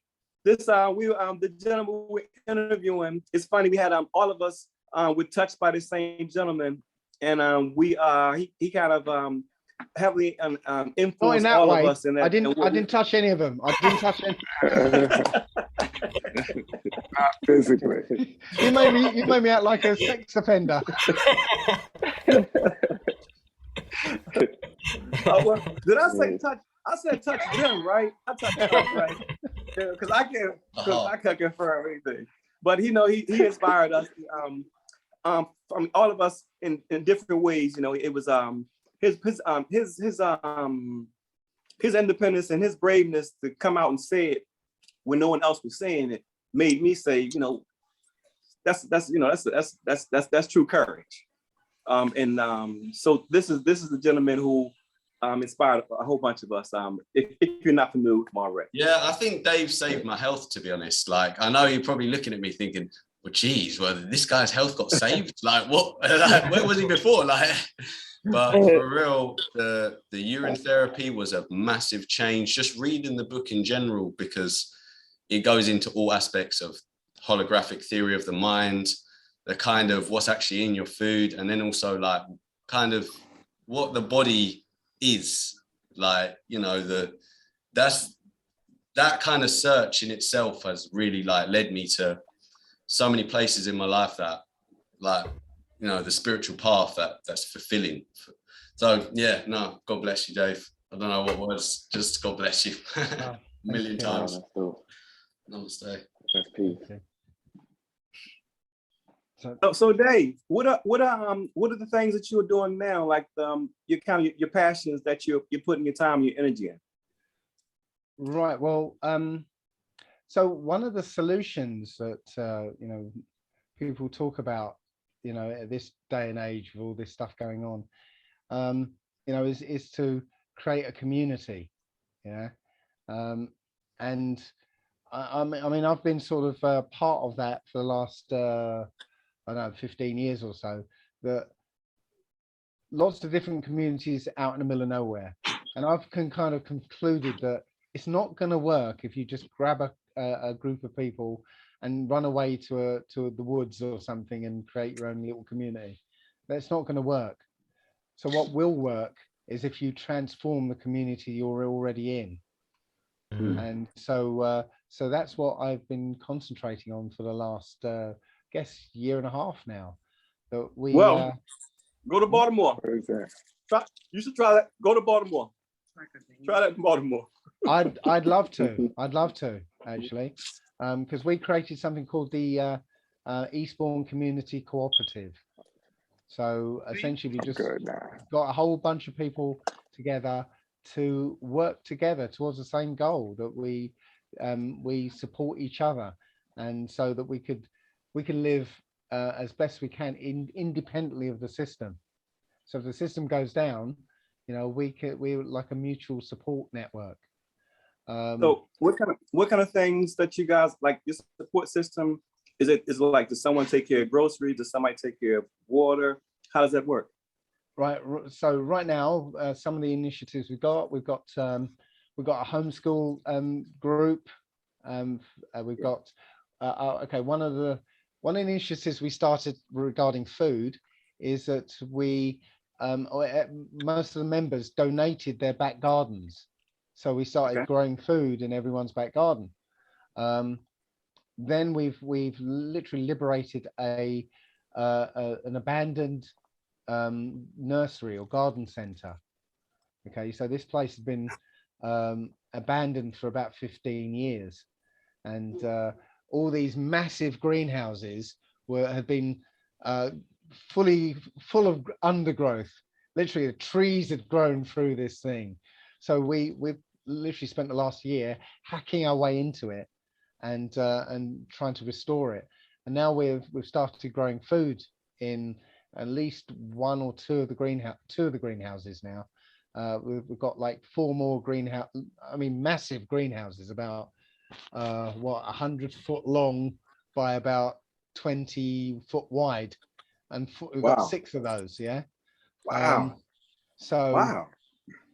So we've started growing food in 2 of them, and we're in the process of liberating or clearing out the rest of them. But hopefully, we're already started to grow food, and we'll have enough to grow food for our entire community. Man, that's. We're can you starting, name of this place again? The organization again, please repeat it, please. It's the Eastbourne Community Cooperative. Wow. It's eccoop.co.uk. Okay, we're gonna make sure we put your information on the because we gotta something we can kind of look at you guys. I'm gonna go down there. Yeah. Right? We have a London correspondent. Can we send our London correspondents down to interview you to see what you're doing? Is that possible? Sure. I have this guy who's really, really professional, and he'll come past there, and he's real professional. Okay. So we're doing. I do talks a lot in the community. So I give a lot of talks, and there's a few others give talks. We're starting the Eastbourne Constabulary. So I'm training peace constables to protect the people. So protect the people against the police, against bailiffs, against council workers. Anybody who's trying to oppose and oppress the people. I teach people how to stand them down. With a combination of technique, of knowledge of common law, knowledge of statute law as well, and literally we hold them to account and stand them down. So your organization, how your members, we have is growing small right now, or right now it's quite small, but it's because we've been very careful who we let in. We're doing anyone who joins. We have a whole new members meeting, so we get to meet them, and they get to meet us. Yeah, so that's far right. Agents. That's right. we've right. identified two. Mhm. Yeah, we've identified two people that we're not going to let in because you know too risky. It's too risky. Yeah. Well, So yeah, we've got all these we've got loads of initiatives going on, and we've got like a pack to help people, other groups do exactly the same thing. So we're trying to get a whole network of these communities together so that we can start helping each other. So you know, on a larger basis. Make a commonwealth. Yes, essentially. Yeah. So a city or a town which is maybe 15 miles away, they're starting their own cooperative, and we're kind of linking with them as well. And so the nearest town to us, we're almost one group now, because they're meshing together so well. So yes, it's very exciting. I saw the other day. I was just going to drop it in there for anyone out there watching. There's a video the other day where Dave arrests like 7 policemen. I saw it. It was hilarious. A citizen's arrest. I was waiting for somebody to punch him in his face. That's amazing. But yeah. you notice though, the cop didn't argue. He didn't say, no, you're wrong, or you can't do that, or he didn't laugh at us or anything. Yeah, he took it deadly seriously. He said, I understand. He said, I understand.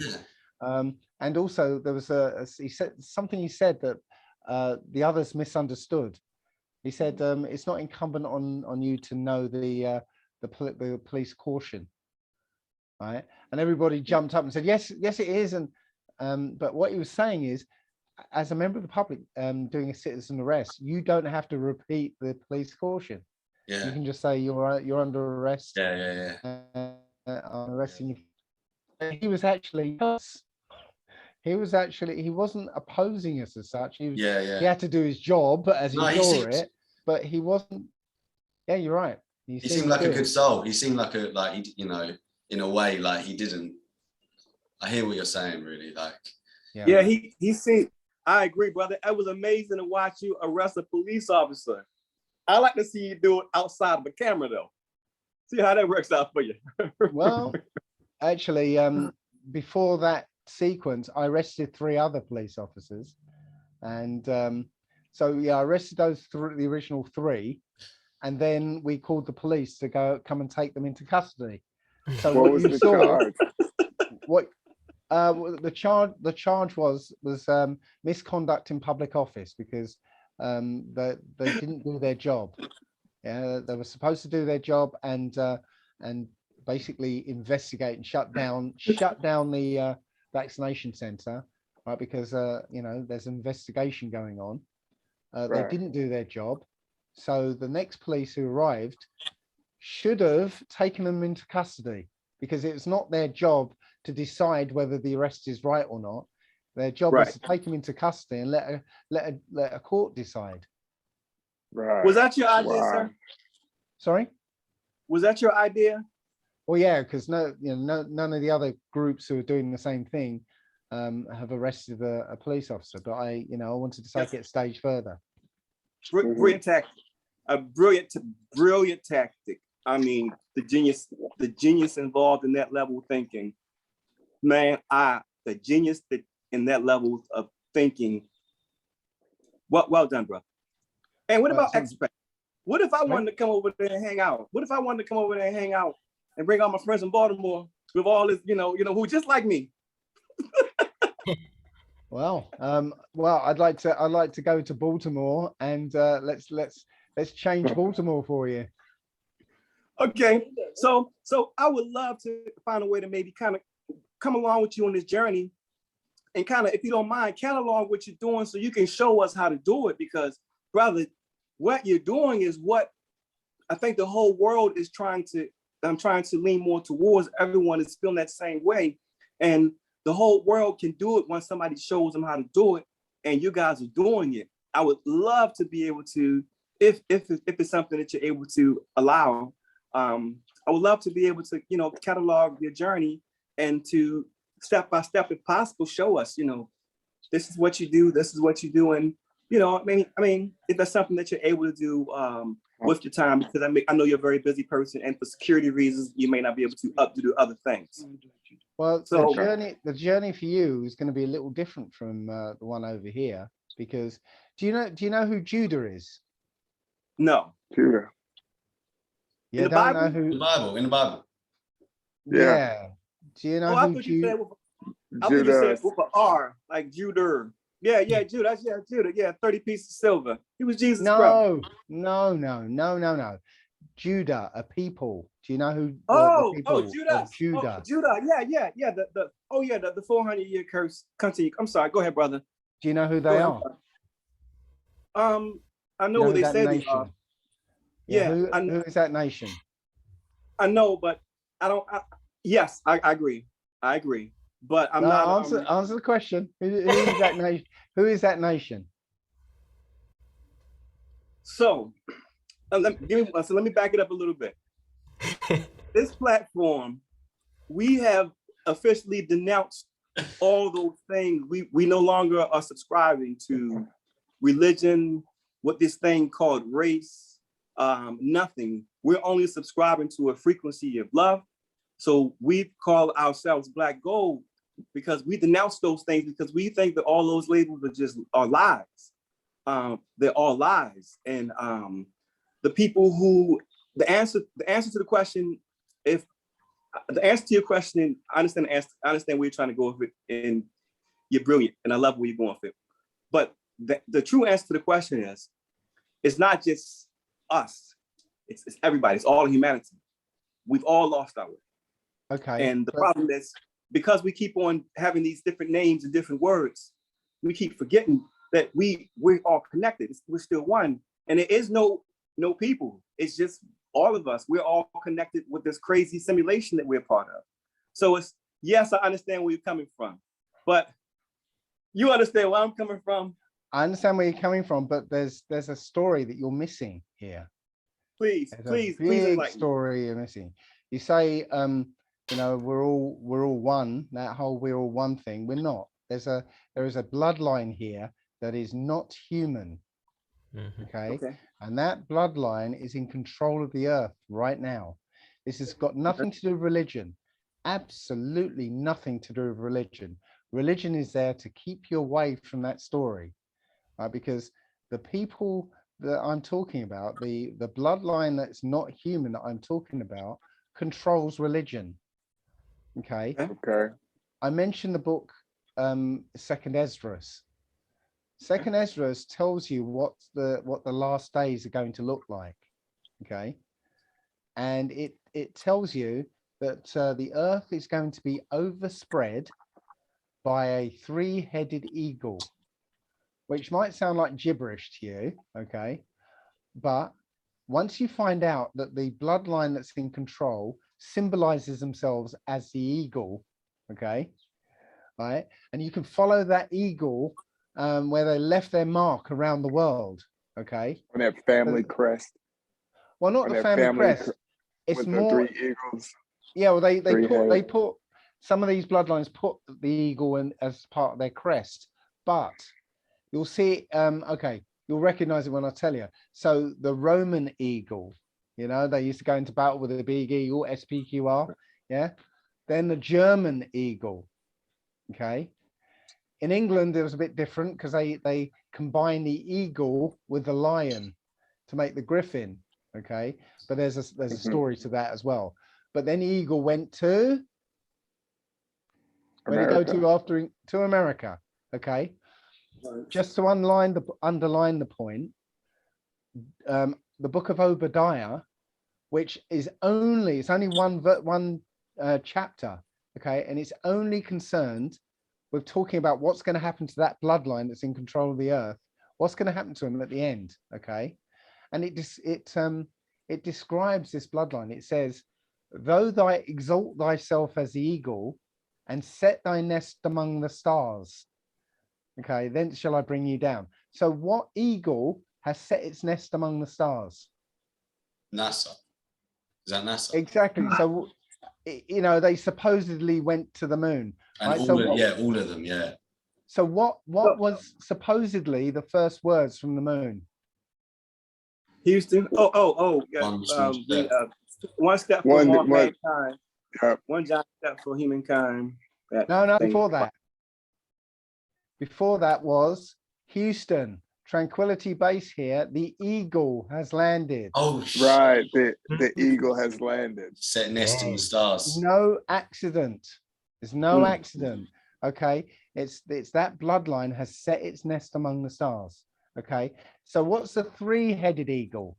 Vatican, Rome, military. Vatican is one. No, military. Washington, D.C. Washington, D.C. And then London. And London. Yes. Economic. London is the economic one. They are the three heads of that eagle. Yeah, religious, economic, and military. And that three-headed eagle has overspread the earth, just like Ezra said, 2,500 years ago. Yeah. Now he tells you what's going to happen to that three-headed eagle, and I've done a video called Prophecy and Judgment, because Ezra says that the middle head of the eagle, the strongest head, the head that has put the whole earth in fear, right, will suddenly disappear without a fight.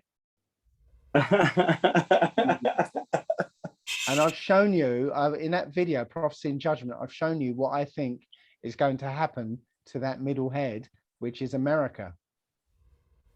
And it's not going to be pretty. Dave, so I got a question for you. Do you have or do you feel melanin has anything to do with this? Only in a kind of tangential way. Okay. Excuse me.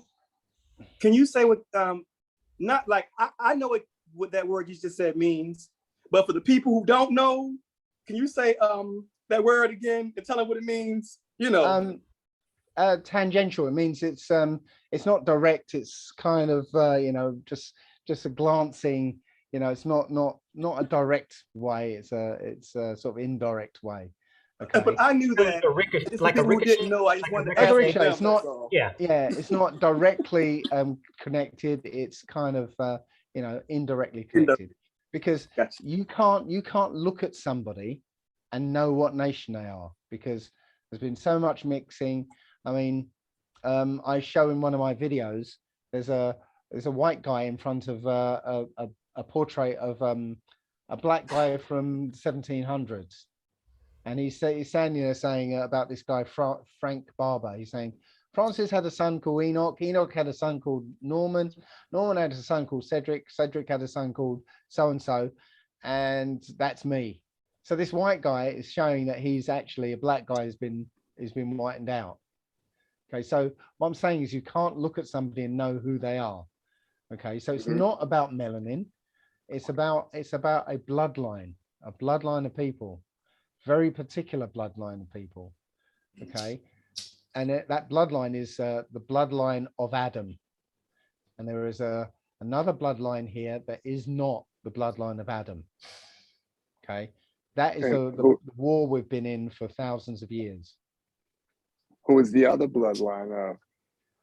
Okay, well, it goes back to that one line in Genesis about the fallen angels having sex with women. That Nephilim bloodline is still here today. Yeah, and it hates humanity. So can I add Sorry, go on. To build on that, just something that I've been noticing a lot when I listen to Gilgamesh. And when I listen to some of the stories, I noticed that the gods think that humanity is too loud. Like we're being too loud for them. So just something that, I don't know if that resonates with anyone else, but I've been reading the story and it's like, wow, I keep hearing stories about the Epic of Gilgamesh. They said the flood was caused, of course, of killing the bull of heaven, but they were so irritated with the humans that they wanted to cleanse the earth because the humans were too loud. And of course, it was for the Nephilim, of course. I'm just simply saying that they don't like things being loud. And I don't know if anybody can build on that, but I'm just seeing a whole bunch of that as of late. Right. I think there was, again, some corruption in there because you know, the flood was actually to get rid of that bloodline, and it couldn't get rid of that bloodline altogether because there was only one Yep. man who was left who wasn't corrupted by it. So one man can't repopulate the earth. So you'll find that Noah's wife was of the bloodline of Cain, which was a corrupted bloodline, and Noah had to find wives for his 3 sons like a week before the flood. So all the wives were corrupted as well. So that bloodline got the other side of the flood through the DNA, basically the corrupted DNA, which eventually, if you follow the story, kind of split. So you got 2 twins, Esau and Jacob, and in Esau, the fallen angel bloodline was concentrated, and in Jacob it was absent. Right, so Jacob was now pure, cleaned bloodline, and that's Adam's bloodline, and now you've got the fallen angel DNA concentrated in Esau, and that's the battle, Jacob and Esau. So that was the split right there, Jacob and Esau. Yes, and if you read the story, Jacob and Esau were fighting while they were in the womb. They were literally fighting each other in the womb. And even when they were being born, they were still fighting. Jacob had hung on to Esau's heel as he was being born. You know, where do you think you were going? You know? Yeah, where do you think you were going? You know. What do you think about the? I was going to ask about the stories of, like, I think it's Toth, where he's like one of these guys that basically it says some weird kind of story. I think it's in the Emerald Tablets where he basically floats above when Atlantis gets flooded. And it's like this story of, like, there was a flood that was destined to wipe these guys out. And then he's taken like a ship of people and floated above it. And I just was curious to kind of hear your take on that. Well, I've got a very weird take on that bit because first of all those gods of Egypt and the gods of Greece and the gods of Rome, they're all the same fallen angels. Mm-hmm. The same fallen angels, different names. Now, I've got a So is that the same cadre that fell? Yep. Do they repopulate themselves? Do they have more? No, the only way they can propagate is by mixing with humanity. Now, this is again going off topic a little bit. You know, the Old Testament talks about giants, but I think there are other things as well as giants, and I think one of those things look like H.R. Geiger's Alien. You know, the alien from Aliens. Yeah? You know what? Let me just say that's a recurring thing that I see in the dudes now. All of that alien look. Do you notice that now? Everybody looks like Jar Jar Binks. They got that look, the alien predator face. Well, I just want, you know, if I could, I can't show it, I can't find it, but in one of my talks, I show a picture of the alien. I also show then the fossil pictures from the fossil record of supposedly humans with the long elongated skull. Yeah. Okay. And then I show pictures of some of the elite families with a slightly elongated skull. So the Rothschilds, I will show a picture of a Rothschild with a slightly longer skull than normal. And Shimon Peres, he's got a slightly longer skull than normal. Yeah, so I'm saying that just like in the film Aliens, when the alien propagates with humans, it becomes more and more human-like. Because in the fourth film, the alien actually had a very skeletal human face. Yeah, so that's what I'm saying. That as they mixed more of humanity, they got more and more human-like. So that would mean then that the bloodline survived in multiple ways, basically. Yes. So the story is more spread out, but like the story's wild. Story's wild, and we live in a science fiction story, really. It is a really science fiction type story. We just think it's a, you know, we've been kept away from all that, and we think it's an ordinary world, ordinary 9 to 5 world, and you know, nothing all extraordinary ever happens. Yeah, but it's not true. It's like a Russian nesting doll of Matrix. Mm-hmm. And I know, I understand what you're saying about, you know, what you want to, how you want to see the world, but the world is very, very different to that. And this book, this one book that's been with humanity for the whole of human history, right? That doesn't happen by accident, for one thing. Yeah, that there's one book that's always been with humanity. Yeah, and they can't get rid of it. No matter how they try, they can't get rid of it. It's always there. Okay, and that book just so happens to have the story of this earth written into it. Yeah, I feel like the story is written and encoded in a way that's so multi-layered that it has the ability to almost redefine itself this time, and every time different versions of the Matrix. No, I'll tell you why. Okay, because the language it was written in is such a language that you can't reinterpret it. You can't see it any other way than it actually is. And I can give you a little example, if you want, of how this language works. Please do. Please do. Yeah, if that's all right. Please do. Okay, so you might have, if you've seen some of my videos, you might have already seen this example, but let's go. I'm going to describe a film to you in English, and you have to guess what the film is. Okay, right. A man on the autistic spectrum recounts his life to strangers. What's the film? Forrest Gump. Forrest Gump. Any other ideas? No, that Awakenings. Rain Man. Rain Man. Anything else? Awakenings. Okay, so, and I'll take it nobody else has got any other ideas. Okay. Oh, I'm not going to tell you if you're right or wrong, right? So I've got Awakenings, Rain Man, and Forrest Gump. Okay, right. So what happened when I was describing it to you? In the left-hand side of your brain, you were listening to the sounds I was making. You were fetching the meanings of those sounds, and then you were comparing those meanings with a list of films you'd watched. And then you guessed at what the film was. Okay, that's a process called logical deduction, and that was created for you by this system. Okay, logical deduction. Logical deduction. Yeah, that's not the natural way that your being works. Okay, so now I'm going to tell you the same film in Paleo Hebrew, which is the original language of mankind, and there's more to it, but I'll just leave it at that. The original language of mankind, and it's a language of pictures. Okay, so what I'm going to do is I'm going to tell you the same film in emojis. Okay, so you have to guess. You have to guess what the film is, and I want you to stick your hand up when you know what the film is. Okay. All right. For sure.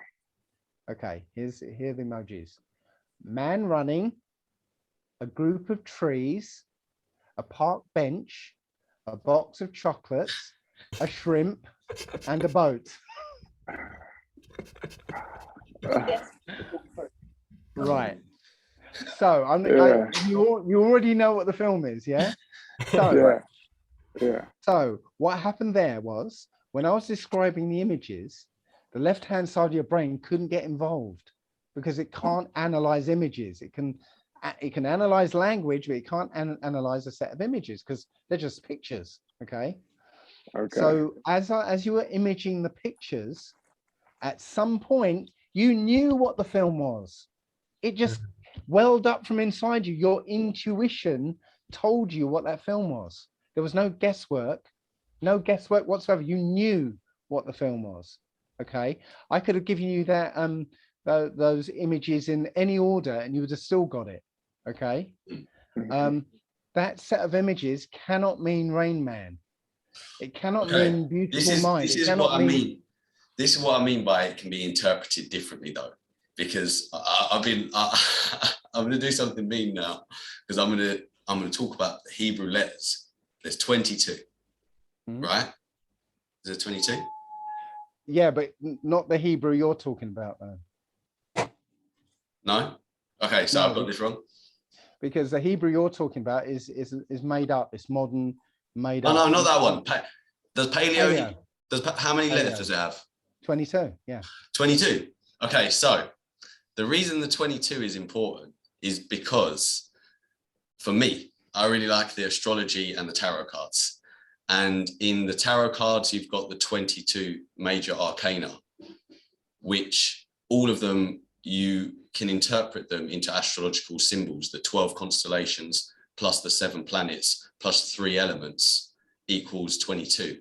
And so each card basically has this kind of elemental, gender, numerical, like number. It's basically got like a bit of number and a bit of flavor, each one of the 22. And so for me, who doesn't understand like Hebrew, but I've just shown you you don't need to understand Hebrew. Yeah, I just gave you a set of pictures for a film and you got it. Yeah. And Hebrew is a dead language now, but if you imagine that, you know, all the pictures of from the Paleo Hebrew were things that people understood, like the A was the head of an ox. So an ox, everyone knows what an ox is like, yeah? So back in those days, everyone would know what any word meant, right? Because there'd be things in their world and they would know what it means, right? And this is what I'm saying, that you can't reinterpret the Old Testament or the Hebrew scriptures, because every single word in that book was just like that Forrest Gump example. You knew what it meant. It can't mean anything but that. Yeah. What I'm trying to say, I guess, and is like, by looking at it now and applying it to nowadays, and also looking at it and applying it to times from the past, it's 1918, 1912. It could be applied to both times. I feel like, yeah, but each time is like the reinterpretation by applying. But no, I'm maybe it's just a bad use of my words. There's something about it that. I'm just saying that the language came first. The language came first, and this all this astrology stuff came way after. Yeah. And if something's already existing, you can build something on top of that existing system and make it significant, right? I'm saying the language is significant, not the astrological interpretation of the language. I'm saying that the language is the astrology. It's the same thing. No, it's not. Yeah, one of them is Taurus. One of them is Aries. But I guess what David's saying is that's what some people would suggest. Like the sound first had to be established in order for the then conclusion to be associated and connect Taurus to this, you know, because we have this universal model of belief. So we're constantly connecting things to this one model of belief. How can we tie this function into how it plays out on a larger role? So I think in that case, you would definitely have to establish a sound, and the language would kind of take precedence, because without the language, how would you even communicate Taurus? How would you even symbolate and formulate the words in that fashion to describe that energy or that frequency? Okay, can I describe how one particular word in Paleo Hebrew? Okay, the word for father. Okay, word for father in Paleo Hebrew is Abba. It's A-B. Okay, in English. So the letter A is the head of an ox. Okay, right. That letter A, that head of an ox, means strength, power, leadership, guidance first. Yeah, and there's a couple of others I can't remember. Okay, so like the Forrest Gump example, you take all of those meanings and see what it feels like to you. Okay, right. So that's the letter A. The letter B is the floor plan of a tent. Yeah, it's where they used to live. Yeah, it's live in tents. So floor plan of a tent. So it means inside, within, house, home, family, bloodline. Okay. Yes, I see you. Right. So let me. I can ask. A father. So I just finish the example. Father then is strength, power, leadership, first teacher of the house, home, family bloodline. Mm. Okay, it's not just a label, and again, putting it into English minimizes it, right? But it's not just a label, it's a role, it's an experience, it's a whole thing. That's the whole encapsulation of a father in that word. And can I just So, I don't want to say devil's advocate, but like you said, this one book, right? This one book has survived the test of time. This one single book. And it's just have we considered that maybe this one book has survived time and everything has been horrible since this one book. And if this one book has survived, then this one book is the system. And if this one book has Abba as man, and we put man in front of things, that's where everything broke down, because it's the woman. We're doing everything backwards. And maybe this book is being told from a perspective of somebody who's opposite of the true nature of how the earth and how humanity is supposed to behave. Because our heroes in the Bible are horrible, torturous creatures, and they do not exude the true nature of the true creation. So is it possible? Now, I'm not saying this is the case. I'm saying, is it possible that we're saying that this thing has made it through the test of time, but since time has started, things have been pretty shitty. So maybe it's run from a different perspective. So just a consideration, because everybody here agrees with what you say, because we all operating on a frequency, and I'm actually agreeing with what you say. It's just for the people out there who want to make sure we're giving you a fair interview, and we make sure we're going to challenge you, not challenge you like that, but just give you another. I have one more challenge if I'm allowed one. Well, I don't want to use the word challenge, because I never get, this is a magical moment for me to be able to talk to like one of my teachers. Is just an amazing moment. So I really want to share my screen and just show you this. Let me move this out of the way. So the word for father was the word for Aleph, right? Was it Aleph and it was A and B? Yeah. I know these are not the right symbols, but I'm trying to find another one with all the symbols. Is this the wrong alphabet completely? I'm trying to say, hang on. Okay. Yes, wrong. It's wrong. Yeah. Oh, so I can't spell. I'm sad because I was thinking it was A and B. Okay. All right. So it is AB. It is AB. Yes. So A and B in the zodiac one down here, the zodiac one says air and Mercury. So that's two very big signs on because you could get a constellation where there's 12 of, but here it's a planet. It's Mercury, which represents the mental. That's the B. So Mercury is an interesting sign because it's got the feminine symbols in a way. It's got the moon, it's got the Venus sign, but it's a masculine. So it's got this kind of feminine vibe to it, but it's also masculine. And air as like this spiritual kind of star of, just spirit. And so the word, if it's A and B in astrology, is air and Mercury. And that's interesting for me, who doesn't understand Hebrew. It's like I almost do. That was my thing. Because also for me, what taught me about flat Earth was when you described about the stars. And that was what triggered me, because my mum always taught me Ursa Major, and it points to Polaris. And that's the way to north. And from young age, I had that knowledge of the star is this thing, and it points north. And and so for me, they're a big part of stuff like flat Earth. Basically, it gives me a lot of like sense, like electromagnetically, of this matrix, like the different planets, the different dimensions, different frequencies, basically. Except the planets don't exist. Well, they do, because you can see them though. They're lights in the sky, but they're not places to go. Well, there's 7 lights that are unique to all the other lights, which are fixed. Yeah, the wandering stars.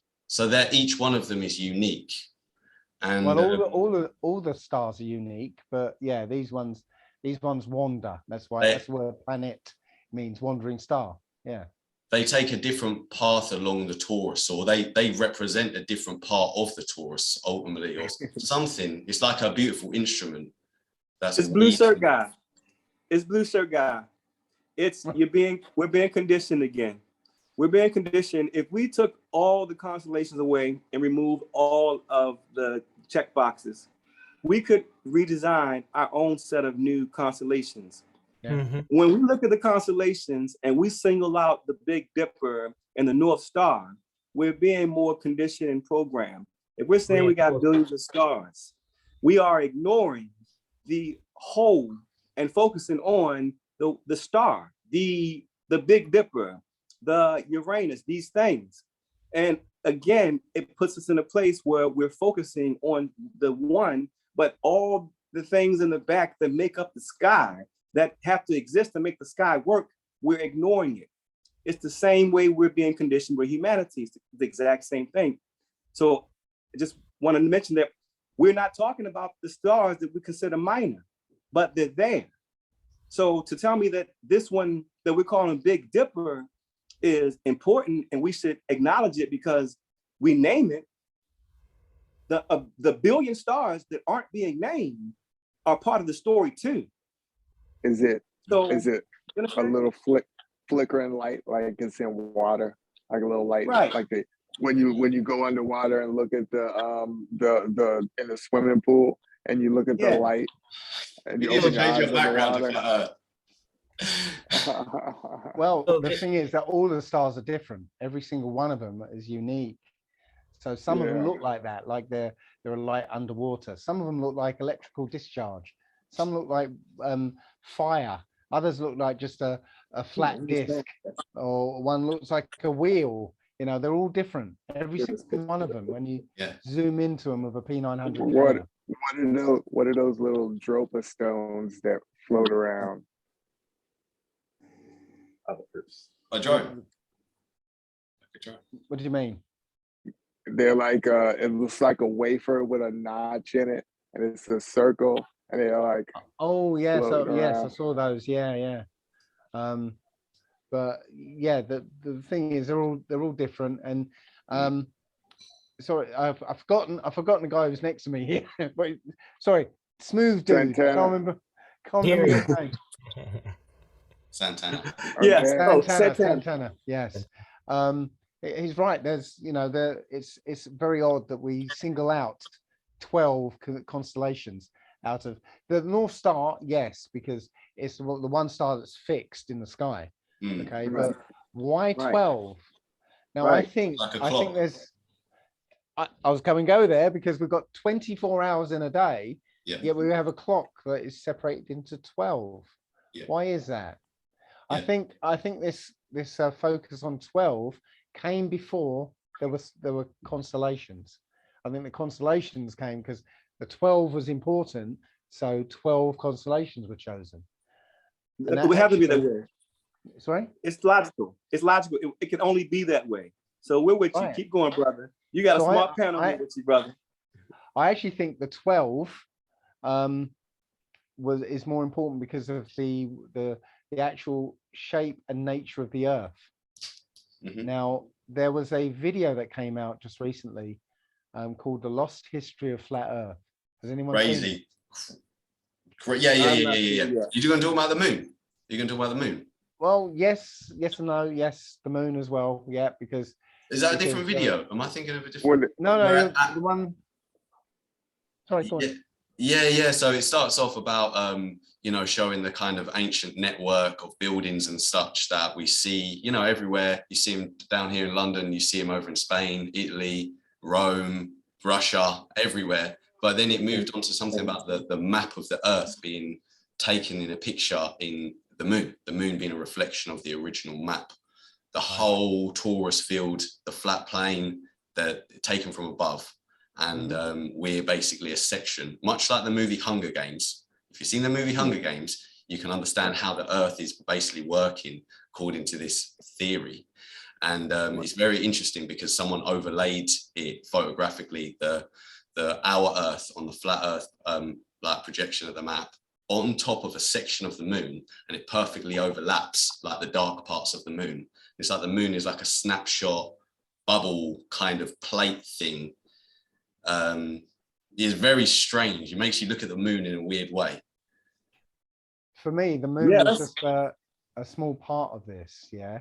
So here's where I see it, how I see the Earth. Okay. Imagine a lake, a perfectly circular lake. Okay. And that lake is frozen over. Okay. Totally frozen over. Okay. Now, in one corner of that lake, yeah, one quarter of that lake, there's a heat source, a bright heat source that's circling around that one little quarter of that lake, melting out a puddle. It's melting out a puddle in the lake. And in that lake's got lots of continents all throughout that whole lake. But as that heat source melts out a small round puddle, only some of the continents are exposed. Okay, that's our Earth. That lake is our Earth. Okay, or that puddle, sorry, that melted out puddle is our Earth. Okay. But that heat source, that sun, is actually spinning around a magnetic center. Okay, and that magnetic center is slowly moving around the greater Earth or the greater lake. Yeah, and it's taking the sun and moon with it. And as it takes it with it, it melts out a different puddle as it goes around. I hear you. And as it melts out a different puddle, some continents go under the ice, start, icing up, and then more continents sort of get thawed out as that puddle moves around the greater Earth. So the whole idea of the ripples and stuff, you don't subscribe to any of this, like outer lands, kind of different dimensional kind of center points, outer beyonds. No. Yeah. I think we, this realm was a created place, as I said in the beginning, that a realm was created where anything is possible. Right. So this is the realm that was created. There is no outside of here because I think this is a bubble of 3D space and time. And so 3D space and time only exists here. So there isn't anywhere outside of here because that would mean more 3D space and time. See, this is the thing about taking these trips and journeys and stuff like this, is because you go into a space where time and space exists in a different way. And it makes you think like, okay, so this is like a different dimension of time and space. So for me, I'm kind of always blending together these kind of theories. I'm trying to imagine like a lake all frozen over, but with multiple patches, and you can teleport through the South Pole barrier. No teleportation. Well, I'm going with all the stuff, all the information that we've seen so far, especially the stuff that Iwara Non came out with, this Lost History of Flat Earth. That yes, there are multiple layers of architecture that we didn't build. Yeah, the pyramids we didn't build. Yeah, these buildings that inhabit every city in the world. Yeah, I've seen Greco-Roman architecture in China and in India and in Vietnam and all. It's all over the world. So is that from a Tartarian race or a mud flood? Okay, that the way I see that is like blind men around an elephant. Yeah, they're looking at one bit and saying, "Oh, that's Tartaria." No, Tartaria is just one little place on Earth, on our Earth, and they're trying to ascribe that to everything. I think there's a architecture that went around the entire greater Earth, right? And it's an architecture that I believe is intuitive. We live in our left-hand side of our brains in logical deduction, yeah. But when you leave that behind and go with intuitive is knowing something without knowing how you know it. Yeah. Right. Right. It's just like, I want to do this. Well, I know how to do it, so I'm going to do it. Yeah. So when Yeah. it came to building, we just knew how to do it, or people just knew how to do it. And so I think the whole greater Earth is populated with cities that look like great Greco-Roman architecture. And Right. as the sun and moon move around and melt out a different puddle, new cities just appear, and people go, "Oh, okay, there's a city here. Let's move in, and we'll make this building a church. We'll make this building a railway station. We'll make this building," and so on and so on. Wait, sorry, Okay. So where do these buildings come from? Right. But when the sun used to be there a long time ago, Someone built people it. were there. They built it, and then it went under the ice, and we call it an ice age. But it's not really an ice age. It's like the sun moving away from that spot. Yeah, I hear you. And so that land got covered in ice, and all the buildings got preserved in the ice. And then when they thaw out, right? Well, where does all that water go? That water stirs up all the silt, and there's mud, and it sort of starts to half bury some of these buildings. Well, that makes perfect sense. I'm God bless you, Dave. I love that. Like, that's opened up a whole new theory for me of like, what we're living in. Because everyone's saying mud flood. I'm thinking, how the fuck did they make a mud flood happen? I'm like, what the fuck? It didn't. How can mud? Right? Because I said when this first came out. Okay, so there was a mud flood in America. Yeah. There's a mud flood in Europe, was there? Yep. Yeah. At the same time? Yep. So hang on. How did this mud go across the Atlantic Ocean? Yeah. Don't know. It doesn't make any sense. How the fuck did it happen as well? Is like the big part of it was like, I'm just like, how did it happen? It doesn't. I can't. No, yeah, it doesn't. It doesn't. It's way more likely what you're talking about. I think that puddle was melting out and going around and causing all this water, causing the mud. Okay, tell me this. I had a feeling, and it just came to me, that the Earth was some type of petri dish that every about 400, 500 years gets stirred up for a new experiment. That's what when I get this, and it's just the information from. I get all of my information. I like triangulate it. I'll get it from the good, the bad, and the ugly, and I'll kind of come up with a median idea. And everything is kind of telling me that it's kind of like a petri dish. And I see about every 400 or 500 years, civilizations are just stirred up somehow. And that when you just told me, I want to make a model of how that ice can just be cutting it into a soup, you said, right?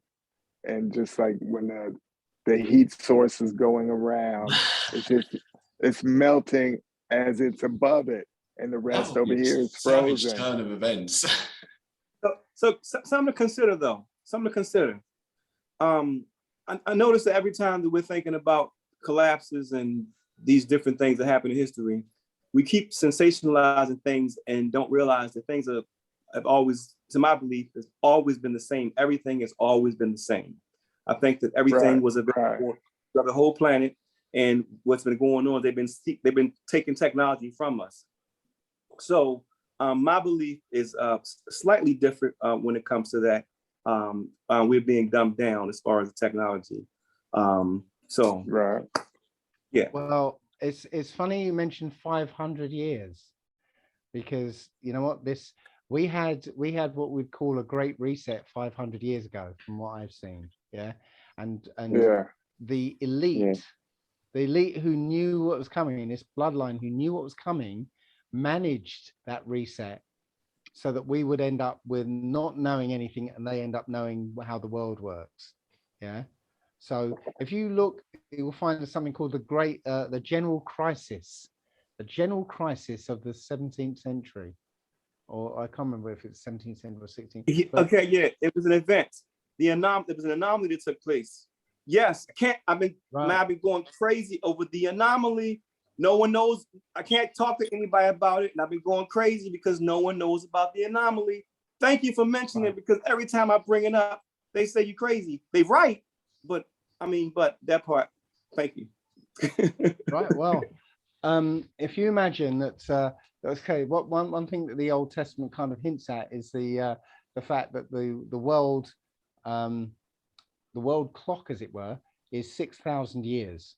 Okay, and if there's a book called the Book of Jubilees, and it talks about the age of the earth in jubilees, and a jubilee is every 50 years. Okay, so 6,000. Okay, so sorry. Okay, so I have to step back. There's so much information. So 6,000 years is divided by 120 jubilees, basically. Okay, and so it means each jubilee is 50 years. So there's 120 periods of 50 years. Okay, which makes up 6,000 years. Okay, so the greater Earth is basically set up like a clock face, and this is why I think they chose those constellations, because in each of periods, if you divide the greater Earth into 12, right, there's a constellation in that particular area, and that's a major constellation. Okay, constellation that appears on the equinox, so on and so. But yeah, long story. Well, but that's why they chose it. I was going to ask, when is your birthday? February. It's in a couple of weeks from now. February the 12th. February the 12th. So you're Aquarius. Supposedly, yes. I don't follow that stuff, but yeah. Sorry, I had to ask. I apologize. Yeah. So talking about the stars, and that's the trick. That's the trick, because the Greeks were able to take over the stars. They were able to take over the clock because they were able to align these stars and ignore the rest of the stars. So if we take over the stars and make new alignments, that means we get to control time. It's that simple. Well, I'm thinking that the clock came about as a representation of the greater Earth. Okay, that we inhabit a sector of the Earth, and I believe it's for 500 years, and then it basically moves on. And I think 500 years was when the last movement happened, and it was very tumultuous.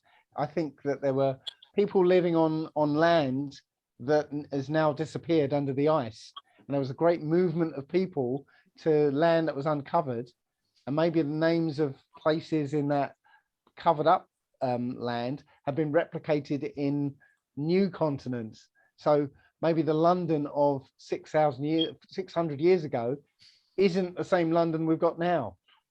They just called it the same because people moved there and say, well, let's make this London now, because so much happened at that time 500 years ago. But what we see in our lifetime that we can see, that we visibly see, is these cities, these major cities, St. Louis, London, New York, people keep moving in, they reface them, and people keep moving in. It's kind of like a cycle.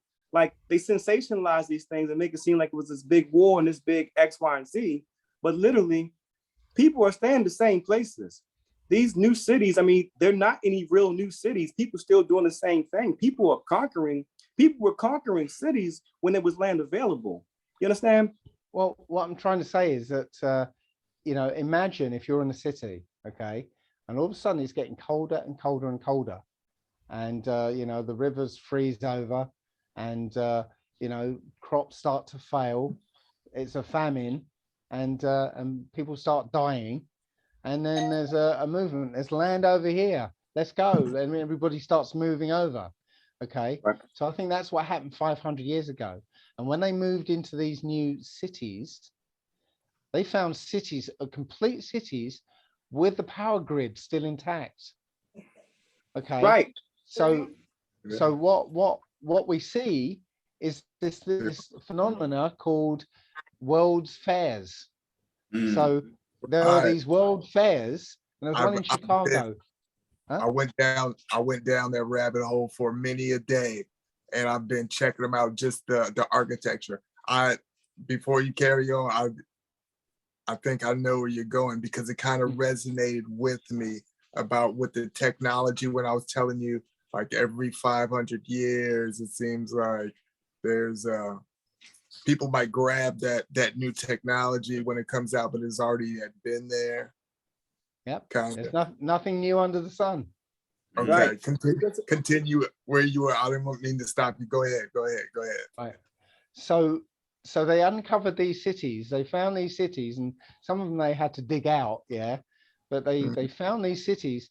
But the especially in Chicago, I think, right? Chicago, for instance, had this city already built. Okay, and literally this city was lit up. This city was lit up, right, in a way that we'd struggle to do today. Yeah, but they lit it up. So this Chicago's World Fair was this advanced city, had all this electrical power, and it was lit up like a Christmas tree. And it then was made out of glass. Yeah, glass and all this, and they're trying to make us believe that they knocked it together with plasterboard and you know, chicken wire and stuff, and then they destroyed the whole thing afterwards because it's only built for the world. No, it was an entire city. It had all this advanced technology, yeah, and they removed it from us. They hid it lines. Yeah, they hid it in plain sight by saying, "Look, it's a World Fair," and then they destroyed it all. Now, one interesting thing I noticed, because there's an essay by Benjamin Franklin saying that essentially saying that the world is mostly black. He said the world is mostly black. The only people, white people, are in Saxony, England, and America. There's very few of us. This is from 1751. Okay. Now, in these world fairs, for some strange reason, there's this exhibit for incubators, babies in incubators. Right, Lots I saw that. Right? I saw that. Yeah. You can adopt them. They were adopting their and you can adopt them. They had trains of adoption, orphan trains. Orphan trains, yes. But there was one picture I found, a very odd picture. And it was, again, one of these incubator sites. And it said, there were signs on the wall that said, "Amazing growth, 1 year in 1 hour." So that these babies were growing, right? 1 year. Send that to me. Send that to me. Send me that, please. I'll send you the picture. Yeah. So if that was right, then you know, that if that would explain, because you know, all these incubators, they were growing babies at an accelerated rate. That would explain why there were millions of orphans just suddenly appear and get transported all over the world. Okay, because it wasn't just America that was having orphan trains. There were orphans, loads of orphans in England being transported to Australia, to other places in the world. Okay. Okay. All at once. Okay, listen, bro. Listen. But there were no black children. There were no black children in these orphan trains. Listen, we're gonna keep you here all day, and we're so sorry, man. We have enjoyed you, and we want to respect your time, because this is kind of what we feed off of. We know you're super duper busy. We need part 2, 3, and 4. Yeah, exactly. So, would you want to come back on this and expound on these things, because you just hit me with something that, man, no, I can't keep getting hit. I'm already crazy enough. So, man, but I gotta. Adriano, do you remember our last conversation when we were talking about that Paleo Hebrew language? Something made me think that it had something to do with enunciating from your innermost, like, I was just telling you about Dave. Sounds. It was sounds that you can emit without talking. I was saying that it's like, I've gone, sorry. You might want to watch a video I did called The Language of Creation. Okay. That's the one. All right. The That next is the time you're one. on That's here, the one I would watch. Can you say your website again? I got my browser open right now. Yeah, my website is allegedlydave.com. But look on YouTube for The Language of Creation, and you'll Okay. get a wider understanding. Yeah, D Murphy 25, Language of Creation. That video slaps. You are our first guest. Like, do you understand that to have something that we put together in a matter of, man, I can't even tell you how this creation story got together, but to have you as our first guest, man, you understand that means, man, you're a rock star to us. You understand? You're like Elvis Presley to us. For real, man. Okay. Oh man. Thank you very much. Thank you very much. Okay, brother. We're going to follow you. We're going to make you put you. Oh, and it's okay for you, us to share your content on our page. Is that okay? Sure. Fantastic. We're gonna send our people your way, and we want to learn about this community. And you let us know when you're free again to talk to us, because we have a London correspondence. We have a very big budget. So we have a correspondent over there in London that can sit there down in person with you and go, you can just walk this through, because what you're doing, we need to know how to do it. So just, that us seeing it being done once is all it needs to be done. If we see it done once, the rest of the world will get it. So we would love to be a part of that if you will allow us. Can you dig it? Okay. Yeah, sure. Okay. All right. All right. Well, we're gonna thank you. And is anything else that you want to? I can dig it. Yes, I can dig it. Dig it. Y'all heard it. Listen, he said it. Y'all heard it. Oh, and that's a frequency. That is a frequency. That is a powerful frequency. Can you dig it? Is a powerful frequency. So you got to start spreading it. So you got to spread it. I promise you. It's not just an egotistical, crazy guy from Baltimore who wears an S on his chest because he likes. Let's go with the P bag. It's a frequency to it. So we thank you so much for your presence. I'll use the English frequency. Yes, indubitably, I can dig it. Dig it. Hey, Leslie, we'll get there. We'll get there, brother. We'll get there.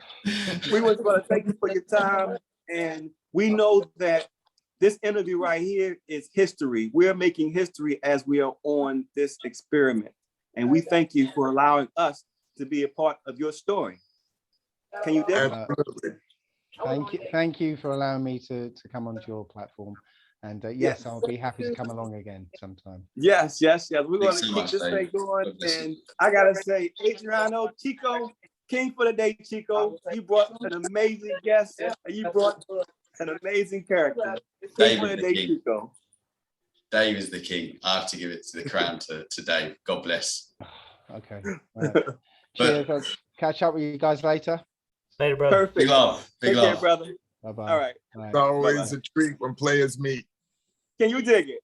I can dig it. All right. All right. Take care, guys. Peace. Big love. Amazing. Jeez. Oh my days. That was madness. Yeah, that's crazy. That was actually a madness. Man. Yeah, bro. Dave Murphy. No, that was some powerful information, man. Got me on a whole different train of thought process right now. I'm like, sheesh. I know, I'm thinking like with the whole Tartaria mudflood stuff. Yeah. I'm thinking. Even the whole I hadn't thought about just the frozen lake, the frozen lake concept and the sun basically just rotating around. Oh, I didn't get my last question. I was going to ask him, does he think the North Star moves with it? Yes, yeah. And I wanted to ask him too about the whole concept of the two suns. I've been picking up this whole kind of two sun energy lately. I've been hearing about it a lot. And have you heard about that? Yeah. To me, it always made sense.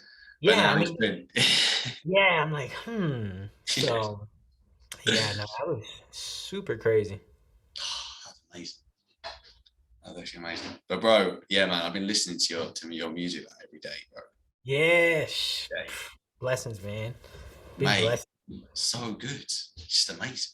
Yeah, no, I mean, like I said, man, my biggest thing is, I have been probably slaved away in a room for years, just mastering the craft, just getting the fundamentals down to a point to where, my process is so efficient when it comes to making a beat or, mixing vocals. I'm so efficient with it that it's second nature to me.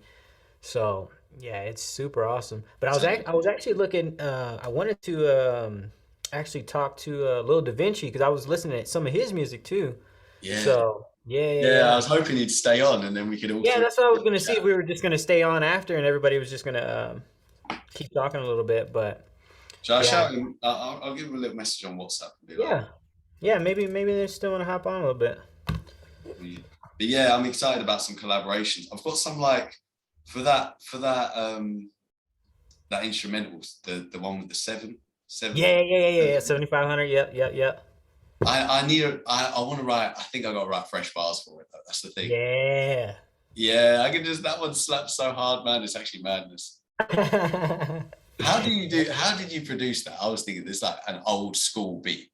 Yeah, so part of my process is kind of like I usually mix samples and then I'll play certain parts that kind of are in harmony with the sample that I choose, and then I'll kind of drop the sample out. And so I kind of retain the feel of that sample, like the old kind of groove, but then it's this new thing because obviously I'm playing out different parts, different melodies, and so it kind of just comes together as this like collage, and it just really comes from me. Just like I typically start with like a feeling, whether it be like an old '70s song or an '80s, hip hop like gritty type. Then I'll like basically kind of channel that energy and kind of get like a good song or representation of, and I'll just kind of like loop that into my head, kind of get the frequency, soak that in, and then by the time I go into the program, because I use a FL Studio, so by the time I hop into FL Studio, I've pretty much just laying down melodies, lay drums, and then that's it. The drums are nice, man. The drums Yeah, are nice. I'm huge on the drums. Like I gotta have the drums that knock, that you just feel it, It's like, oh yeah, There's so done many something to layers, you. mate. Oh, yeah, we're jumping on that one for sure if you're down. Yeah, no, I'm down. I'm down. I'm totally down. I was thinking what I might do is like I'll record like a verse and then like leave a whole gap Yeah. and then record another verse and then just send you that. So it's Yeah, no, like, you can totally do that. And I'll hop in, punch in anywhere. Like I don't have any issues hopping in wherever. So yeah. all right, I need to start writing the track, mate. I need to start Hell getting yeah. Let me get that going, brother. God bless. Yeah, this is big. This is big. I'm feeling the energy. Yeah, man. No, we're killing it right now. This is awesome. I'm excited. I need to get over there. I need to go over with you guys. Yeah, man. I need to definitely make it over there. That's kind of the one place that I haven't been to is kind of England in that area. I've been to like Asia and Tokyo, Japan, Australia. I think that's about the furthest I've gotten. Well, if Yeah, you but want a place in London, you've got a place. yeah, man, for sure. Same thing here. God bless, mate. I need to, mate. I'm feeling I need to get out there. I feel like I need to. Yeah. No, the calling is starting getting louder. Oh yeah. Oh yeah. I feel like it, and it's so crazy because for the longest time I've had just like I'll have just random visions of things like just phrases and things like this, and I never know what they mean until like a later point in time where it's like, oh, this is that moment where, you know what I mean? And I start to piece things together, and it's so crazy because like this whole process of events has been like me piecing together like, oh, this is it. It's happening now. You know what I mean? It's happening in this reality in this time. And I think it just goes back to like tapping into that inner gnosis of like past lives and the familiar energies and working with the same energies in past lives where it's like we're here now. And like I don't know if you've seen the movie Tenet. No, I don't see So it. you definitely check out the movie Tenet. I actually did a decode on my YouTube about it. But basically it's kind of the whole premise of the movie is centered around reversing the entropy of an object. So for instance, like shooting a bullet, but it's like the bullet is fired first and comes back into the gun. because it's like its whole process is reversed. And so there's a reality that works in this same way where everything is reversed. So it's kind of like the action happens before the thought almost, you know, because it's like by the time you think to fire the gun is almost already fired in a sense. So it's kind of confusing, but when you watch the movie, it makes perfect sense. And the whole kind of premise of it is like they do what's called like a temporal pincer movement, and it's basically a military formation where you send one squadron in at an advanced time, and then another backup squadron comes in at a later time. So let's say we send this first group of soldiers in at 1 o'clock, and then we send the second group in at 1:30, right? Well, the group that went in at 1 o'clock, they're going to have basically a 30-minute advantage of intelligence that they can relay to the group that's coming in at 1 o'clock. So essentially, by them meeting in the middle, they're able to most effectively neutralize the threat because they're hitting it from both sides, kind of like a future and a past. So it's like we're combating the past while also fighting the future at the same time. So it's like it becomes it becomes like a synchronization of, okay, if you're team red and I'm team blue and you're in the future and I'm in the past, at that point where we converge, that's going to be the kind of the equilibrium point, if in a sense, where it kind of everything neutralizes. There's no longer a threat because we kind of worked through the threats in the past, and we've worked through the threats in the future. So then we're kind of converging on this singular point. Feel that, bro. I mean, I'm tuning into it like a way of just, we're kind of in this battle in ourselves, like, and really we just we got to be in the middle and present. Don't be in the future, don't be in the past, but you know, stay in the center point. But I'm also seeing, you know, this whole idea of like more just like we're in our own universes as two individuals, and when we're having a conversation, it's like two different times, two different spaces, converging, creating this space where universal like that's what's so interesting, because it's like we're creating that bridge. But if you think about it, like even from a literal standpoint, we are in two different time zones, you know. And so if you think about that, it's like from even just a literal standpoint, not even a spiritual standpoint, but we're in two different time zones. And it's the same way if you and I were driving both down to Miami and you left an hour before me, and you found out that there was an accident and, you know, it's going to be 8 hours of traffic, and you call me and you're like, yo, bro, don't come this way. You know what I mean? Go a different way. Obviously, that's going to save me a shit ton of time, and that's going to be highly beneficial because now I can avoid that traffic and, you know, get to where we need to go. And maybe now I can check in at the hotel. And now when you get there, now everything's set up and waiting, you know. But that's kind of that multi-layered communication where it's like, even if you're in the past or I'm in the future or vice versa, when there's that convergence and that singular point where we're creating this like bridge right now, and it's like we're sharing this information and we're filling in the gaps, it ultimately only helps us, right? Because the information, even when we take in from other people, we take it in and we internalize it and we figure out, well, how can I apply this to my model of belief so that it makes sense or that it fits. You know, it's like where can I put this thing, where can I put this new thought, this new concept, you know? And it's like sometimes if you imagine like your thoughts like just a shelf of like trophies, it's like sometimes you have to take one trophy down to put up another, you know. And I think that becomes like the most difficult part is like, which prized possessions do we hold on to? You know, what do we value? You know, what do we determine to be like reward chasing? You know, what for that we have to follow our feelings. Yeah, exactly. And I think, you know, this was something I learned kind of the hard way, because my whole life, definitely, I thought, you know, my whole life, my one goal was make six figures. That's it. You've won life. Game over, right? And I actually ended up doing that before I turned 25.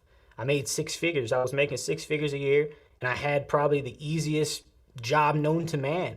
But I was dead inside. Spiritually, there was very little because the work I was doing was so meaningless and it was so detached from my true self that it just felt like I was just this empty carcass that was just going through the motions, you know. And it's like, cool, I've got access to anything I want, you know. I've got access to, I can buy whatever, you know, I can have whatever experience. But at that same time, because I wasn't living my truth, it none of it mattered. And it was like, it was madness to me when it was just like, am I really about to leave this job for, again, more uncertainty? But there was just an inner knowing of, okay, you know, this is you selling yourself short. You know what I mean? Like you're worth so much more than this. And it's just, again, a matter of perception and value and our perceived value, you know. It's hard to gauge our value in a world that is very quick to devalue you in so many ways, you know, whether you're a man, whether you're a, you know, have a certain intelligence range or a certain level of this, that, you know, economic status. There's so many ways to devalue people, you know. So I think it becomes more about numbers and statistics more so than actual multi-dimension beings, you know, understanding that people are multifaceted, you know. So it's like, you may be seeing one side of a person, but they still have an undisclosed amount of sides, you know. So it's just like, it's very, very interesting to me, especially when you think of essentially everybody is just like kids, just children in bodies that look like adults, you know. That's a deep one, because Yeah, we all have that inner child. yeah. No doubt about that. Like, you know, the inner child work is one that, like, I'm actually like, you know, I'm fully like part of like a circle where we talk about like the inner child quite often. Yeah. No, and you know, I think that's what music for me is, what kind of healed my inner child, because that was my way to play, you know. And I think so many people get caught up in the fact of growing up and becoming an adult. And I love the word adult because I've actually got a short film that I've been writing based off that concept. And if you think about the word adult, it sounds like, if you say it slow, it sounds like a dull light, adult, a dull light. So it's like, it's saying a dull light. So it's like, and if you think about children and how radiant they are from a light No light. perspective, as you grow up, it's like you become dull. You know, you become a dull light. And so you're still a light, but it's so much more dim. And that's because, you know, all those places that you've been giving your light to, well, again, now you have none for yourself, you know. And it's something that, you know, I realized through the music and through playing, like that's what we need in the world, is people need to play because everybody's so serious. And that's when I realized, I was like, holy shit, I'm becoming the Joker, like the Joker archetype, the fool.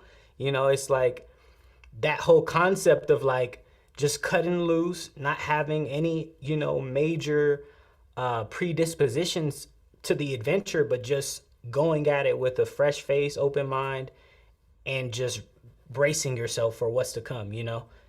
But I think that's the biggest thing, man. I think everybody just, and I think it's especially evident when people take themselves serious. You know, it's like, I don't take myself serious, and I don't think anybody should take themselves serious, because if you do, it's like you're too caught into the character. You know, you're too attached to the character at that point, because it's like everything I could be saying could be completely wrong. You know, and it's just like, who's to say that, you know, again, just because I've accumulated these random assortment of facts, that this means I hold any intrinsic value more so than the next person, or, you know. So it's just like, when I think of myself as like nothing and everything, it makes perfect sense, you know, because it's just like, okay, I can be everything, but in that same aspect, I have to accept the other side of that duality, which is nothing, you know. And I think I've existed in the nothing for the larger part of my life, and I think this is the shift where I'm starting to integrate the everything. Beautiful. Yeah, Bro, I'm gonna have to leave it now, mate. I'm gonna yeah, brother, yeah, get that good. But bro, God bless you, man. Nice to have this Yeah. catch up. I'm gonna slap this whole thing on. Do you know what I mean? We're gonna get this going. Yeah, I'm almost ready with the last one. I was ready, but I got to add some last minute pieces. yeah. Nah, that was a long one too. Yeah, So- no, big energies. God bless you, brother. Peace, brother. We'll talk. Blessings, bro. Later. In a bit, man.